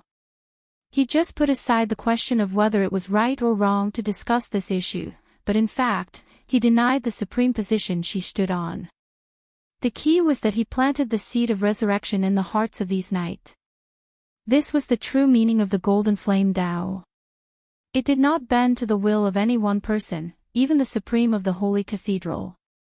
Then she, a mere ruler in the secular sense, was even less of a problem. These damned fanatics. She hated them in her heart, and her voice became colder and more threatening. Vala, it seems that you are determined to stand on the opposite side of the Empire. You are even willing to stand with the notorious enemy of the Empire, Mephisto. Are you even going to abandon the dignity of the Holy Cathedral? Vala shook his head. "Your Majesty," he said, "I am only here today for the holy sword." The Silver Queen let out a cold laugh. "So what? Do you know why the holy sanctum is divided because of you? It's because you old fogies are inflexible and inflexible. You're always pinning your hopes on inanimate objects. Could this be the belief of the descendants of the Flame King, the so-called Golden Flame Path? That is not dead, Your Majesty. That is the will of the sages. Remembering history is not standing still, but because there is something in the past that is worthy of our attention. However, what you do not see is that what my ancestor, the Flame King Gretel, left to this world 1,000 years ago has long been abandoned by the people of the world. What the sages wanted this world to become, but today it has already become another." The Silver Queen's voice was disdainful. "Times have long changed, Vala, but you are still stuck in the past." This was not the first time that Vala and the Queen had argued about this issue, but like every argument before, it was destined to be fruitless. Vala was silent and did not refute. The Silver Queen knew that at their position, it was impossible to persuade them with just a few words. She sneered and secretly ordered Richard to take action. Because they were no longer in an advantageous position, the Queen did not intend to give them a chance to stall for time before she called for reinforcements. She knew that Sydney had not appeared yet, and since Mephisto had found Vala, there was no reason for them to let Tessie Castle go. Tessie Castle was guarded by the head of the Night Guards, Tessie Castle, who used to be Sydney's student. Although his loyalty was reliable, he would definitely not be able to stop Mephisto. At this time, Tessie Castle might have already fallen. However, she did not care much about the nobles that Mephisto had rescued. After all, they were just bait. Richard, Royale, and the others received the Queen's signal at the same time and turned to look at each other. Royale and Vala were old acquaintances, so they did not want to face each other.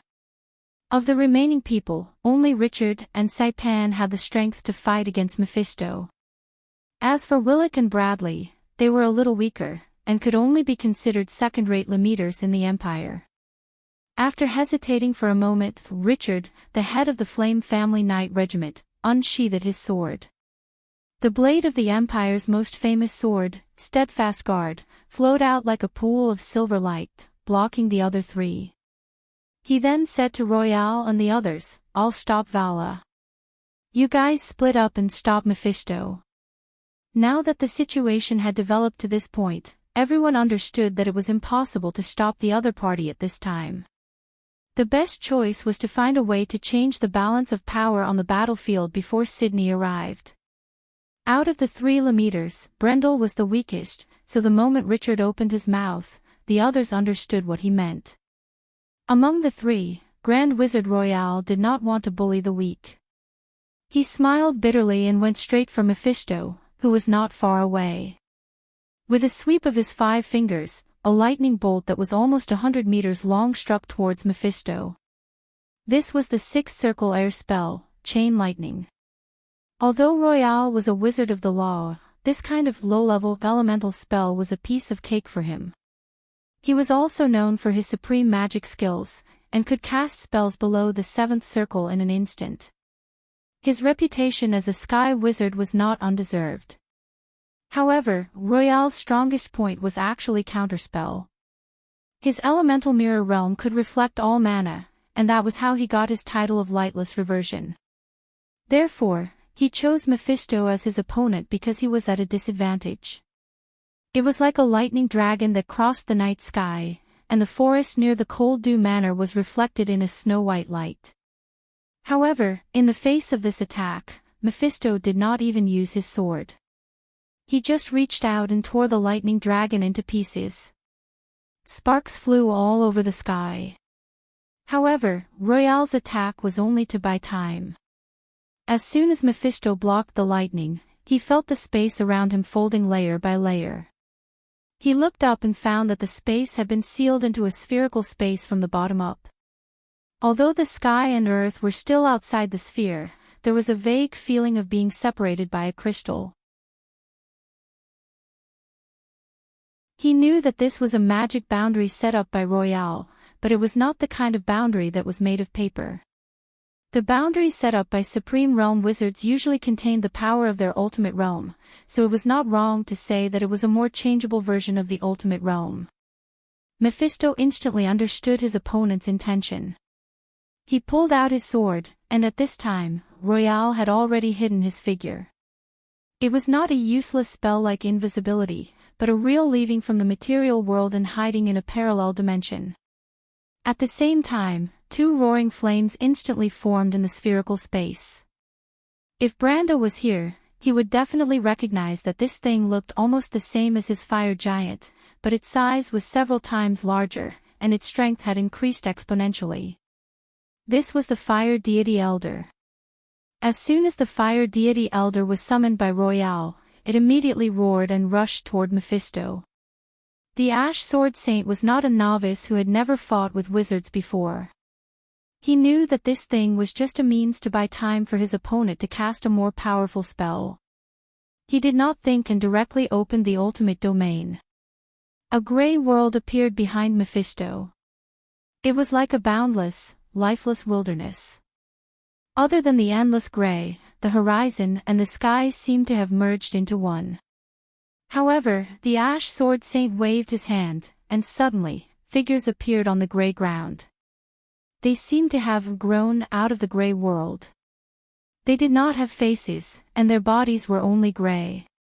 They held longbows and swords in their hands, and tens of millions of them stood in rows like an army. Without needing anyone to give orders, the gray figures raised their longbows and shot forward. Tens of thousands of gray arrows that blotted out the sky and covered the earth were like a storm passing through. The two Fire Djinn elders were directly shot into hedgehogs and exploded into countless flames on the spot. Mephisto held the giant sword in his hand and did not move. The gray army rushed forward and spread in all directions along with his gray domain. Royale, who was hiding in the parallel dimension, immediately could not stand still. Although he was not in the material world, Mephisto's gray world was the same. Although the space in the spherical enchantment was almost infinite, there was a limited place for him to hide. He had just fought with Mephisto, so he could not be thousands of miles away. Therefore, when Mephisto's army moved, he immediately knew that Mephisto had caught his weakness. This enemy of the Empire, who had experienced life and death several times, really lived up to his reputation. No wonder he could escape from the Empire's encirclement time and time again and continue to cause trouble for the Empire. Royale put away the general contempt and arrogance of wizards toward other professions and had to go all out. He quietly chanted a spell, and the sky and the spherical space was immediately covered with dark clouds. Endless lightning storms fell from the sky and instantly struck Mephisto's gray army into ashes. The gray army that Mephistopheles had summoned was, in fact, the manifestation of his law. Once the gray army was destroyed, a hole was naturally torn in his domain. At the same time, he was injured and let out a muffled groan. But it was also at this time that he found the location of Royale through the power ripples caused by his incantation. The gray sword in his hand swept towards that direction like a stormy sea. The surging laws immediately caused the entire space to tremble. Royer could no longer hide in the parallel dimension and had to reveal himself in the material world. The next moment, a sword light that was several hundred meters long immediately swept across his waist. Royale's body shook slightly as if it was cut in two, but there was no sudden scene of blood. His body that was cut in two disappeared into the air like broken water ripples. Illusion, Royale appeared on the other side of the sword light.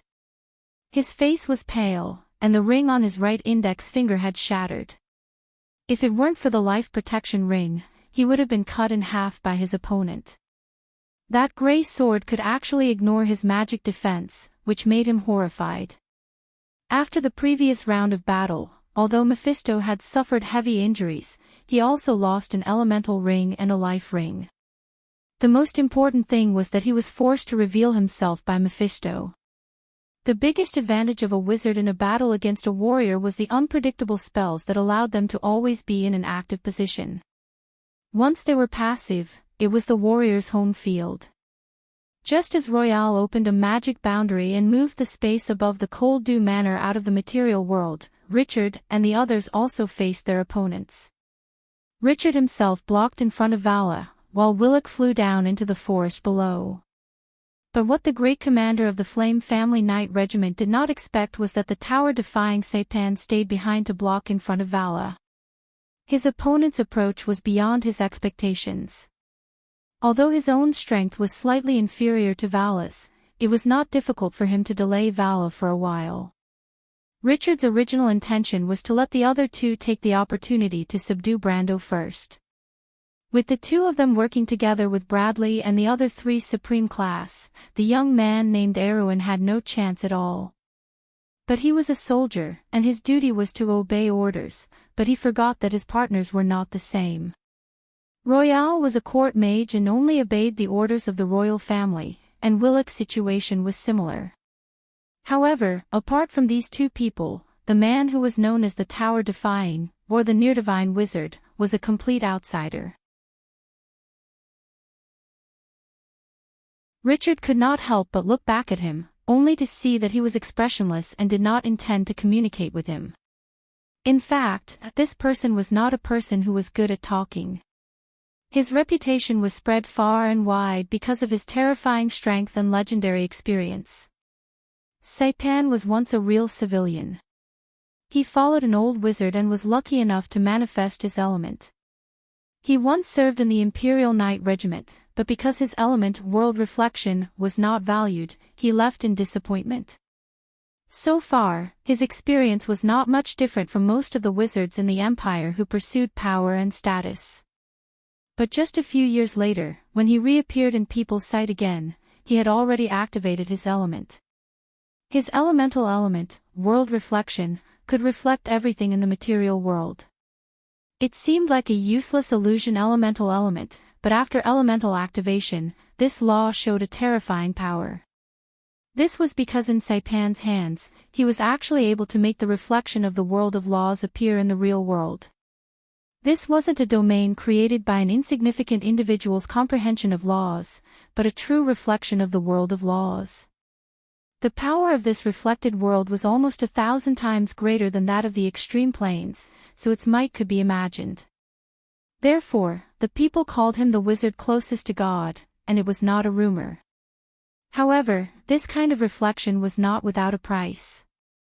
Even he himself had only completely reflected the White Tower in the material world once.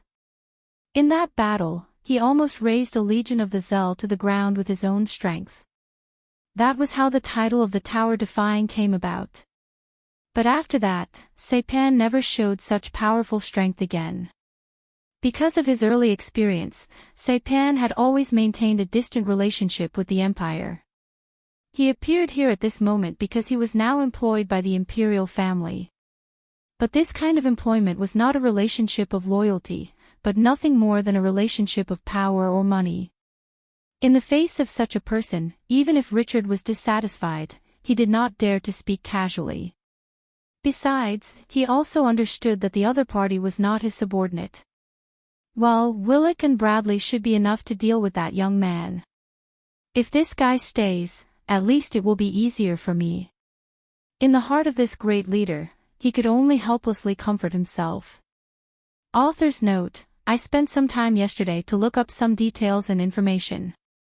At the same time, I took a lazy break. After all, I'm going to write a battle, so I need to understand the main character's attributes and details. That way, I'll be prepared. Also, I expect that after this volume is finished, I will update the main character's attributes. At that time, everyone can help to find if there are any bugs. Finally, I want to thank student Yuchenzi for helping me organize the information.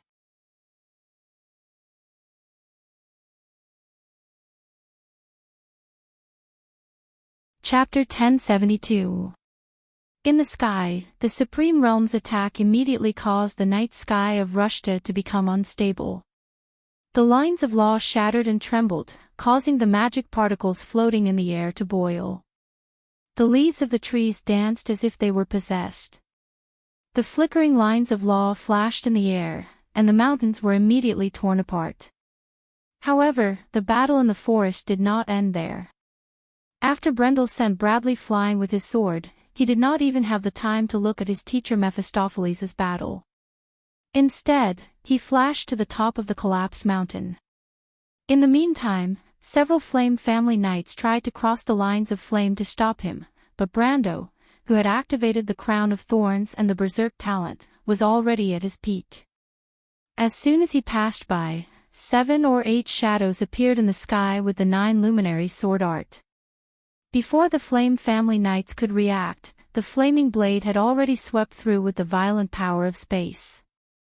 The swords in their hands were forcibly removed in an instant.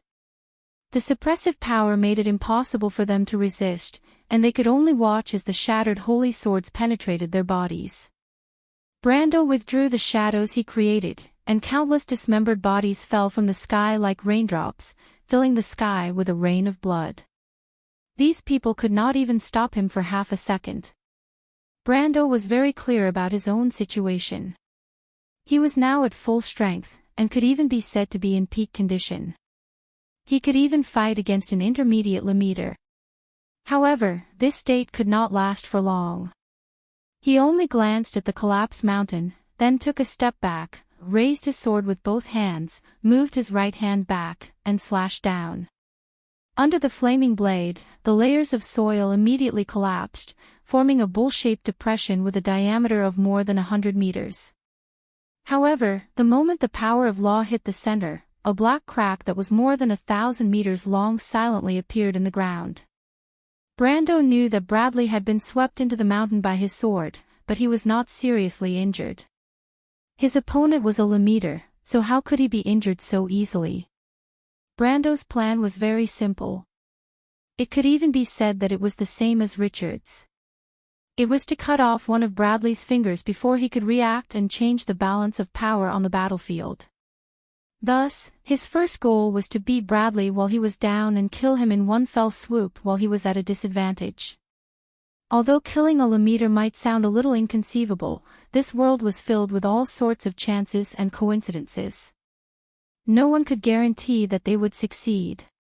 What Brando wanted was this what if. If he succeeded, then the situation would be very different. Of course, even if he failed, he wouldn't lose anything. That was why he was so determined. Brando could not guarantee that his attack would have much effect. It was not as if he had never experienced a Supreme Realm battle, whether it was in this life or the last, but no one could say for sure how much of an impact a Supreme Realm attack could have on the extreme planes. However, after recalling his past experience of fighting against a world boss, Brando still cautiously estimated that this attack would at most injure the other party, but it was still a distance away from killing him. However, he was not in a hurry. Instead, he calmly retreated, because he knew that the initiative was still in his hands. It was at this moment that a golden-red flame burst out from the cracks of the stacked rocks. Brando raised his hand, and with a soft hum, the sword wind had already missed him and flew into the air. The flame that scattered in the air brushed past his hair, burning off a few strands. Brando could not help but break out in a cold sweat. He immediately knew that he had made the right choice. If he had not retreated, then this sword would have beheaded him. He looked up and saw that the flame that burst out from the ground was rapidly retreating to both sides, revealing a sharp sword that looked like a whirlwind behind it, and the flame sword master, Bradley, who was holding it. The latter's condition was obviously not ideal. There was a bloody wound from his left shoulder to his right abdomen. Although it was not a penetrating wound, it did not look too easy. Bradley's injuries were rather serious, which was within his expectations. The attack just now was obviously a sword that Bradley hoped to turn the tables on, but he never dreamed that this young man would be so cautious. Brando looked at the sword in Bradley's hand, and his eyes narrowed slightly. He was no stranger to the sword formed by the wind. It was an elemental sword. Almost all elemental swords were imaginary swords. Apart from adding a certain amount of elemental damage, they were not sharp, but they had a special characteristic, that was, they could not be broken. As an extreme sword master, Brando was not surprised that Bradley had a backup top-notch weapon. In fact, experts of his level, including himself, would usually prepare several swords. For example, he had Frost Chant Cine, Francis Grip, and the newly acquired duel as backup weapons. However, Bradley actually chose to use an elemental sword. It could only be said that he was frightened by the sharpness of Odorfice. But this was not wise. Brando rejoiced in his heart. When Bradley met him with his sword again, he simply chose to meet it head-on, as if he was trading his life for Bradley's. Bradley was shocked. His first thought was that there was a trick. Some swordsmen had an extremely valiant fighting style. They often chose to trade injury for injury to force their opponents to be restrained. But this tactic was almost useless against someone above the supreme realm. How could an old sword saint with nearly half a century of combat experience be affected by such a small trick? But when his sword continued to move forward, he found that what happened next was somewhat beyond his imagination. Before the sword in his hand touched Brando's body, it seemed to have hit an invisible barrier. This barrier did not have any resistance, and it was not like any kind of defensive spell he knew. But what he saw was that the wind sword in his hand actually dissipated when it passed through this barrier.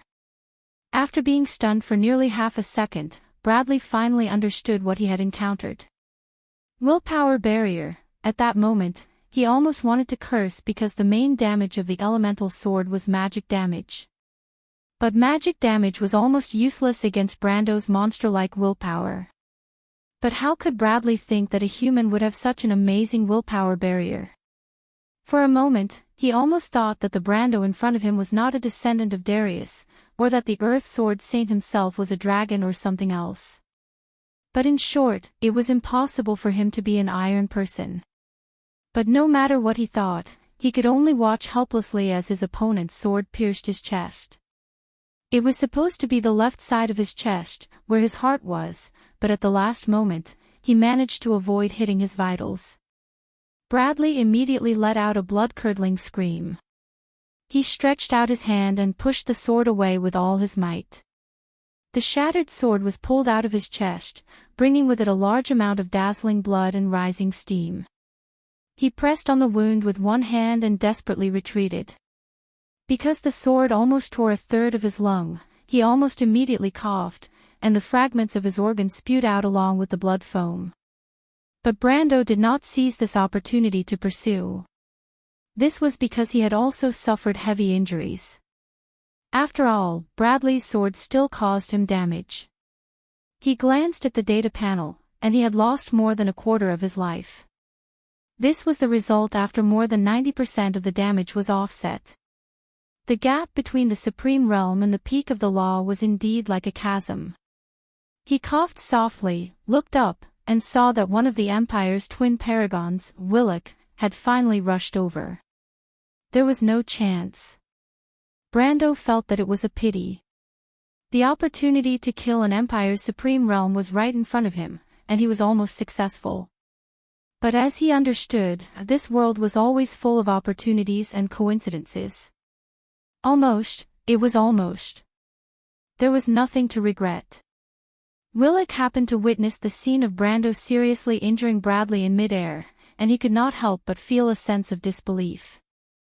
Although Bradley was only considered a second-rate supreme realm in the Empire, he was still a supreme realm. And yet, the number 3 figure of the Holy Cathedral of Fire had been defeated by a young man in his early 20s. He was well aware that his own level was probably lower than Bradley's, so for a moment, his heart was filled with a strong sense of vigilance, afraid that he would accidentally lose his reputation in a fight with a junior. In fact, he might even end up dead. Therefore, he originally had the opportunity to kill Brando at the first moment, but he still cautiously attacked from afar, intending to test the waters first. The sword flashed, and a flash of light arrived first.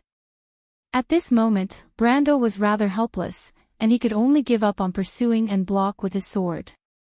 The sword collided with the holy sword Odorfice in his hand and was immediately deflected to one side, sweeping towards the forest on the side. It was as if an invisible razor had sliced through a patch of ancient trees, causing the forest near the Cold Dew Manor to immediately become bare. Brando, who had noticed this scene, could not help but secretly curse in his heart. He was afraid that after this battle, this famous place of the Empire would really become a worthless wilderness. He heard that the owner of this place seemed to be the royal family. He did not know if Her Majesty the Queen would be heartbroken after losing so many people. After blocking the sword, he actually felt a faint numbness in his arm. He could not help but immediately become vigilant, knowing that this was a sign that his crown of thorns was about to lose its effectiveness. "I can't drag this on any longer," Brando thought to himself. His gaze swept across the sky, taking in the battle in the air. At this moment, Mephisto and Royer were long gone, and the battle between Richard, Saipan, and Vala could be said to be earth-shattering. Saipan had already reflected the land of floating stones in mid-air, which was a scene in the elemental plane of Earth. In this domain, most of his defensive spells were greatly strengthened, but even so, he could only barely block Vala's attack. Before Vala became a holy sepulchre, he majored in the Nord Holy Words, which was an extremely ancient holy spell. It was said that it was related to an ancient clan called Reiser. This clan did not have a fixed residence on the continent, and traveled as their religion. Their power also came from the myths and legends of many worlds. And to make the legends manifest in the material world, this was the ultimate meaning of this holy spell. Vala raised his hand and summoned 2 trumpeter angels. These were the envoys of the gods in the myths of the heavens, possessing strength close to the lower level of the elemental truth. Vala, with the strength of the peak of the elemental truth, summoned creatures of the lower level of the elemental truth, and it seemed to be effortless. The Nord holy words were so unreasonable. He also held a golden sword in his hand. How terrifying this sword was! Vala held the sword in his hand, and every time he stabbed, there would be a ray of light. As long as these rays of light shone on Saipan's defensive spells, no matter whether the spells were of the 7th circle, 8th circle, or 9th circle, they would immediately vanish. Brando even saw Saipan's absolute barrier spell, which was actually pierced through by the other party's sword. And it should be known that this was the top spell of the 11th circle of law magic, which could be said to be the highest level of magic that mortals could master in the mortal world. Therefore, he immediately understood the identity of the sword. It was also one of the most legendary holy swords, Light of Contempt, the top artifact forged by the Light of the Golden People, Martha. It was said that it once killed the Butcher of Truth, Kudger, and was later lost in the Battle of Ababel. Some people said that it broke in that battle, then turned into starlight and disappeared from the world. This sword had a characteristic, and that was to break all spells. In other words, it was said that there was a line of description in the attributes of this sword. It was only 4 words, but it was enough to explain everything. But because it had existed in legends, Vala could use the Nord holy words of vision and faith to manifest it from the long river of fate. Although the power was not as good as the original, it was enough to defeat Saipan. Even Saipan the Tower Rebel had no way to break through Vala's defense circle, let alone Richard the Imperial Gate. Although the Flame Family Knight Regiment commander was known as the strongest defense of the Empire, it was only defense. In fact, he had been roaring in mid-air for a long time, but he couldn't do anything to Vala. Vala was fighting against 2 enemies, but he still had the upper hand in the battle. If he didn't know that the Nord holy words had a weakness of consuming too much energy, Brando would almost think that this great sage was invincible. But in any case, Vala was an existence that had 1 foot in the sage realm. Legend had it that after the War of the Holy Saints, because the Sea of Magic was isolated from the world by the Dark Dragon, there had been no one who surpassed the supreme realm among the mortals for more than 1,000 years. In other words, Vala represented the peak of the mortal world at this moment. As long as the silver person and the gold person didn't show their strength, then there was probably no one in this world who could beat him. Of course, after the arrival of the demonic wave, this situation might be broken in a very short time. But Vala could only be said to have a slight advantage. It was basically wishful thinking to talk about winning. After all, his opponents were the two poles of the Empire. It was impossible for Saipan and Richard not to know the weakness of the Nord holy words. So the current situation was no longer suitable for a protracted battle. Brando immediately made a decision in his heart, and it was at this time that Willock's sword was already in front of him. He raised his sword and blocked the long sword that was slashing at him. The broken holy sword Odorfice in his hand shook slightly, and at the same time, his HP dropped by a line. This phenomenon immediately rang the alarm bell for him. It meant that the crown of thorns had disappeared, and his defense was close to zero. He had to break through. The Shire. While blocking Willock's attack, he contacted the others through telepathy.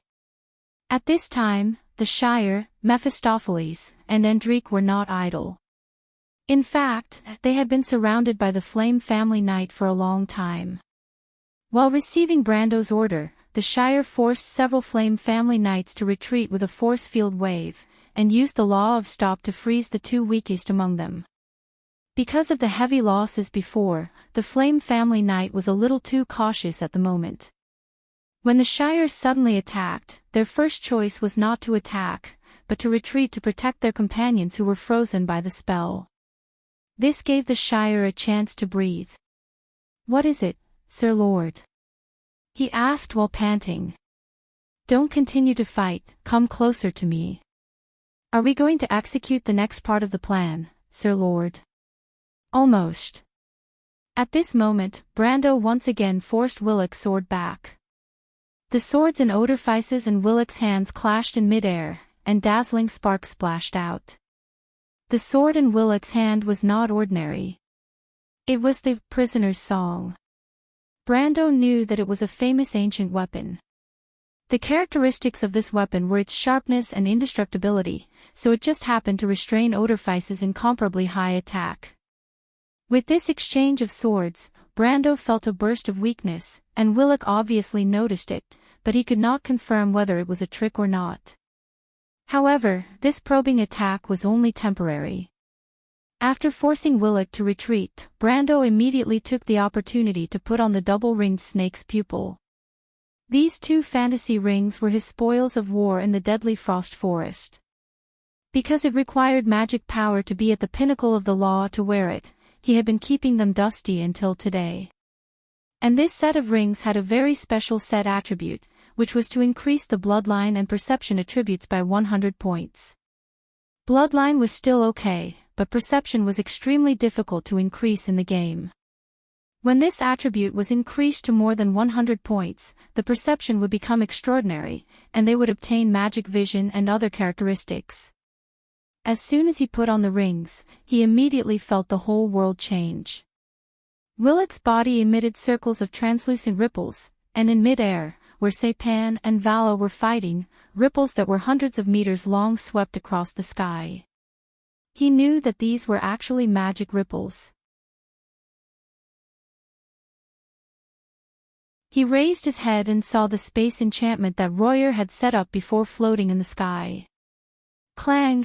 The flaming blade and the prisoner's song collided once again. This time, Brando took 7 steps back, and the crown of thorns finally lost its effect. It was as if he was in a weak state after going berserk, and he began to fall into a difficult situation. At this moment, Willock finally discovered the abnormality in Brando's body. "It's the crown of thorns."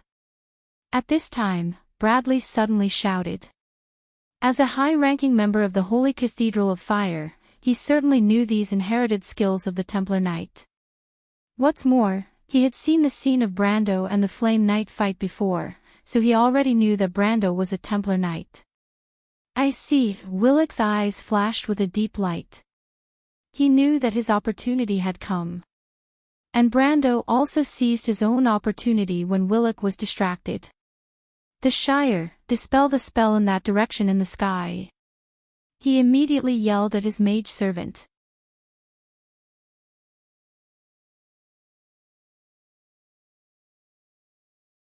Chapter 1073. Medisha was like a silver cheetah running through the forest.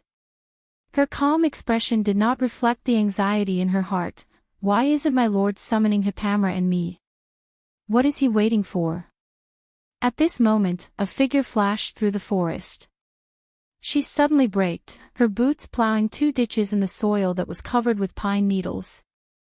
After Medisha stopped, she saw a person standing in the middle of the forest. To be exact, it was a woman. If the lower half of her body was still considered as a person, then she would be considered a person. Hipamra also stopped. Who is she? She looked at Medisha and asked. Andesha. Medisha looked at the woman in front of her in disbelief. The woman slowly turned her head. It was the Lord of Decay, Andesha, who was imprisoned in the Empire after being defeated by Brando and Veronica in the Loop of Trade Winds. The woman's condition was very different from what Medisha remembered. Her smooth face was covered with blood vessels that extended from her neck upwards like blood-red roots. Her eyes were pitch black, with a pupil that looked like a blood jade marrow embedded in the middle. It looked extremely demonic. Medisha was shocked. This was the mutated state of the blood of God. Most of the tree herders' patriarchs had been baptized by the blood of God once, which was why they looked like neither humans nor ghosts. However, she had never heard of anyone being baptized by the blood of God a second time. Could it be that the tree herders' research on the blood of God had progressed further?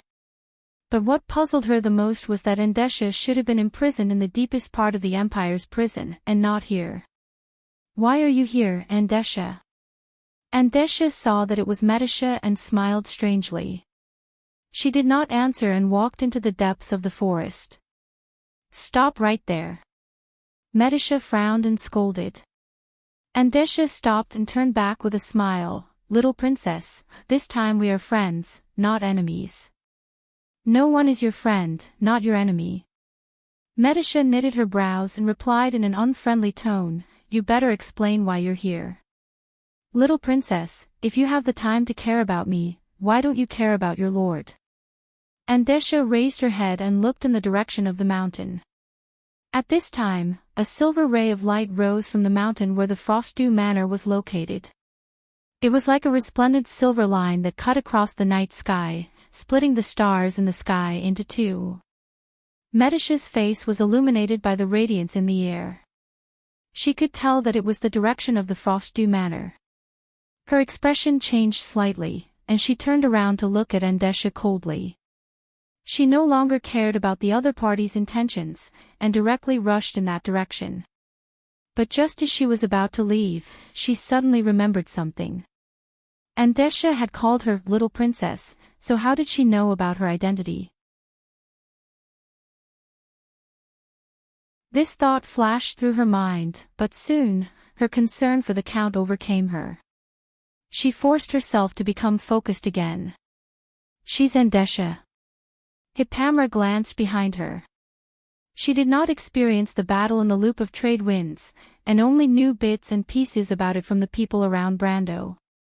She was not as fearful of Andesha as Medisha, and was even a little curious. After all, Andesha was once the Count's enemy. You have to be careful of her. Medisha looked at Andesha and reminded her, none of the 12 tree herders are kind people. Their inheritance existed long before the War of the Holy Saints. It seems like she used the same method to identify me. This means that their inheritance is still intact. Hipamra nodded slightly, then sighed, but it's a pity that the tree herders were once believers of the goddess. In the dark forest behind them, Andesha looked at their backs thoughtfully, and the corners of her mouth curled up strangely. Their strength is rising so quickly, she sighed softly. This is a good era, but it's a pity that some people don't know how to appreciate it. Andesha raised her right hand, and the blood jade bracelet on her wrist shone brightly under the moonlight. She stroked the bracelet and said, "The flaming blade has already rushed over. That little fellow has turned the Cold Dew Manor upside down. That woman has underestimated him." "Right, I met his subordinate just now. It's that princess." She suddenly fell silent for a moment, then nodded. "Yes, I understand, my lady." Royale was known as the strongest magus in the empire, and ordinary magi could only dream of dispelling his magic. However, the Shire pointed his finger forward, and countless silver threads of law extended from his hand, converging into a beam that struck the magic barrier in the air. The magic barrier trembled for a moment before disintegrating, and Mephisto and Royale's figures appeared behind it. In the eyes of others, a beam of silver light rose from the top of the mountain where the Cold Dew Manor was located, like a bright silver line across the night sky, splitting the stars in the sky into two. Saipan was fighting with Vala, and he almost lost his mind when he saw this scene. As an old rival of Royale, he knew the former's strength best. However, his old rival was already one of the top existences in the Empire 20 or 30 years ago. Although he had never fought with the Empire's number one person, Vala, the difference between them was only about the same. In other words, although he had not yet reached the peak of the Supreme Realm, he was only a hair's breadth away. Furthermore, Vala was known as the Lord of Mirrors, and was quite skilled in dispelling spells and reflecting spells. He had considerable attainments in the field of spells, and even Saipan was ashamed of his inferiority. Someone who could easily dispel Vala's spells, wasn't that the legendary sage? However, Saipan knew that no mortal had set foot on the Forbidden Realm for thousands of years. He could not help but be shocked. Could it be that the Bugis finally could not help but intervene personally? At this moment, he was not the only one who had such a thought. Everyone stopped in an instant and looked in the direction of the forest. After all, if the Bugis were to intervene in this battle, then the nature of the battle would be completely different. "Bugis, how dare you break the contract?" the Silver Queen's angry scream echoed in the sky. The Shire was slightly stunned, and immediately understood that there was a misunderstanding. He immediately straightened out his thoughts, so he raised his head and stepped forward, and smiled slightly to the air. "Your Majesty, the Silver Folk have no intention of intervening in the affairs of the earth, but the Sacred Covenant is concluded on the cornerstone of the War of the Holy Saints, and maintaining the order of this world is also the duty of the Silver Folk." "It's you," the Silver Queen's voice turned cold, "the Shire." Brando was a little surprised by what was happening. He never dreamed that the people of the Empire would have such a misunderstanding. He could not help but look at his wizard attendant, knowing that the latter did not have much memory of what happened decades ago, but the Shire was smiling, as if everything was under control. "It's been a long time," the Shire said with a smile, "Your Highness."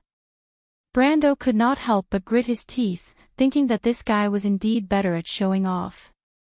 "I haven't seen you for decades, and you haven't changed at all from that time," the Silver Queen said coldly. "You really are a Silver Folk. Although I've suspected this for a long time, I didn't expect the Bugis to have started planning decades ago. William and Solomon keep saying that they have no interest in the struggle for power in the mortal world, but in fact, the Bugis still have everything under their control." In the face of everything shown in the crystal ball, Constance, who looked like a 15-year-old girl, narrowed her eyes slightly and spat out a word contemptuously, "Hypocrite." At this moment, William, who was far away in the Great Glacier, could not help but sneeze a few times. The leader of the Wizards of the Silver Alliance could not help but look back in confusion in the biting cold wind. The Silver Folk were not born with diseases. Could it be that someone was secretly cursing him behind his back? The Shire, who quietly let the Bugis take the blame, smiled but did not refute the Silver Queen's words.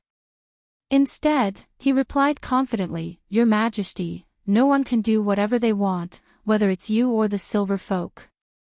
It's the same. The Silver Queen was silent. The situation was a little beyond her expectations. The Bugis had not been involved in the affairs of the earth for thousands of years, not to mention that they had such an agreement on the battlefield of the final battle decades ago. These damned Silver Folk dared to go back on their words. She was furious, but for a moment, she found that she could not come up with any way to deal with the other party's shamelessness. Although she had many cards in her hands, that was only relatively speaking. No one dared to act rashly in front of the Silver Folk.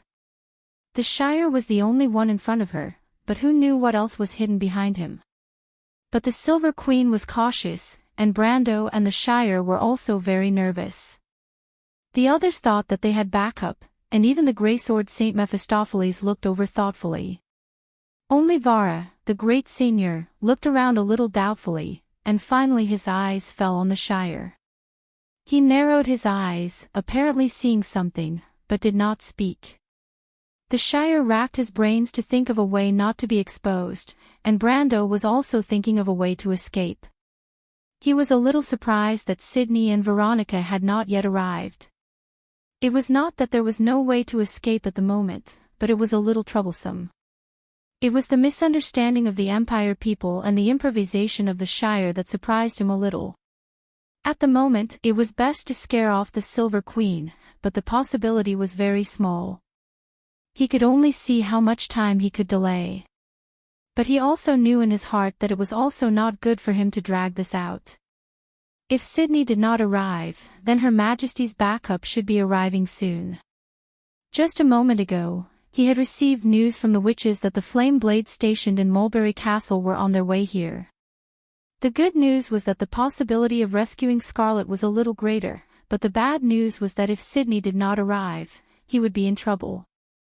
But sometimes, what you feared most would come true. Brando had hoped that he could delay for a while, but suddenly, his face changed and he looked up. Suddenly, the air was filled with an unreal aura. The surrounding scenery seemed real and illusory, just like a dream. He had experienced such a scene once when he was in Fulton Harbor. It was a high-ranking witch who had arrived at the battlefield. But obviously, it was not his subordinate. In just a moment, everyone looked up in the air and saw that a new supreme expert had arrived.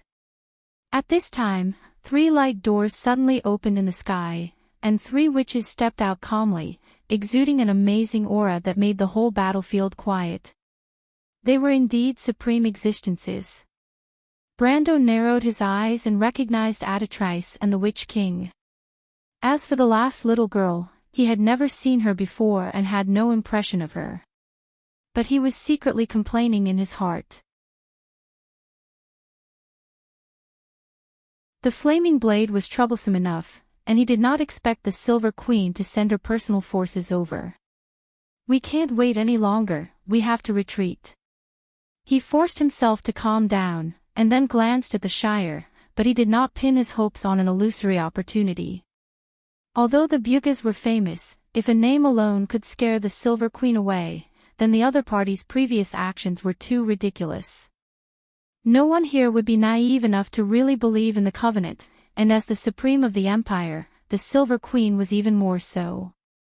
If the Bugis had placed their strongest fleet here, or if William or Solomon had come personally, she might have hesitated for a moment. But right now, the Shire's words obviously could not change the other party's determination. The Silver Queen had not spoken yet, but Brando knew that she was just making a choice, or secretly mobilizing her secret trump card, and these witches were probably one of her countermeasures. The Shire could not delay for too long, Brando realized at this moment. The Shire also did not take the initiative to speak. As a former genius of the younger generation of the Highland mages, he also had extraordinary talent. Everything that Brando could figure out, he naturally already knew. At this moment, he was coping with the changes by remaining unchanged, trying to buy time for Brando as much as possible. After a moment of silence, the Silver Queen suddenly said, "Wait dash," she frowned on the back of the crystal ball, and her voice became suspicious. The Bucas have never broken their promises, this is not their style of doing things. Brando's heart sank. He did not expect the Silver Queen to find the problem so quickly. If the other party was just making a choice, then she might have some scruples when she attacked, but if she saw that the Shire was just a fox pretending to be a tiger, then she would definitely go all out. He quickly took a step back secretly and quietly gestured to Mephisto in mid-air. The latter had returned to the battlefield at this moment after Royal's spell was lifted. Although he had some doubts about the relationship between Brando and the Bucas, when he saw Brando's gesture, he immediately understood. There's a misunderstanding, don't worry, I'll explain later, let's carry out the plan first. The plan was to retreat, and Mephisto immediately put away his sword without hesitation. You're tuning into the LoveLore Library YouTube channel. We're so grateful for your support, and don't forget to subscribe to join us on this incredible journey through captivating stories. Your generosity through donations truly makes a world of difference, as it's the primary source of revenue that allows me to expand and enhance this channel for you. Thank you from the bottom of my heart for being a part of this adventure.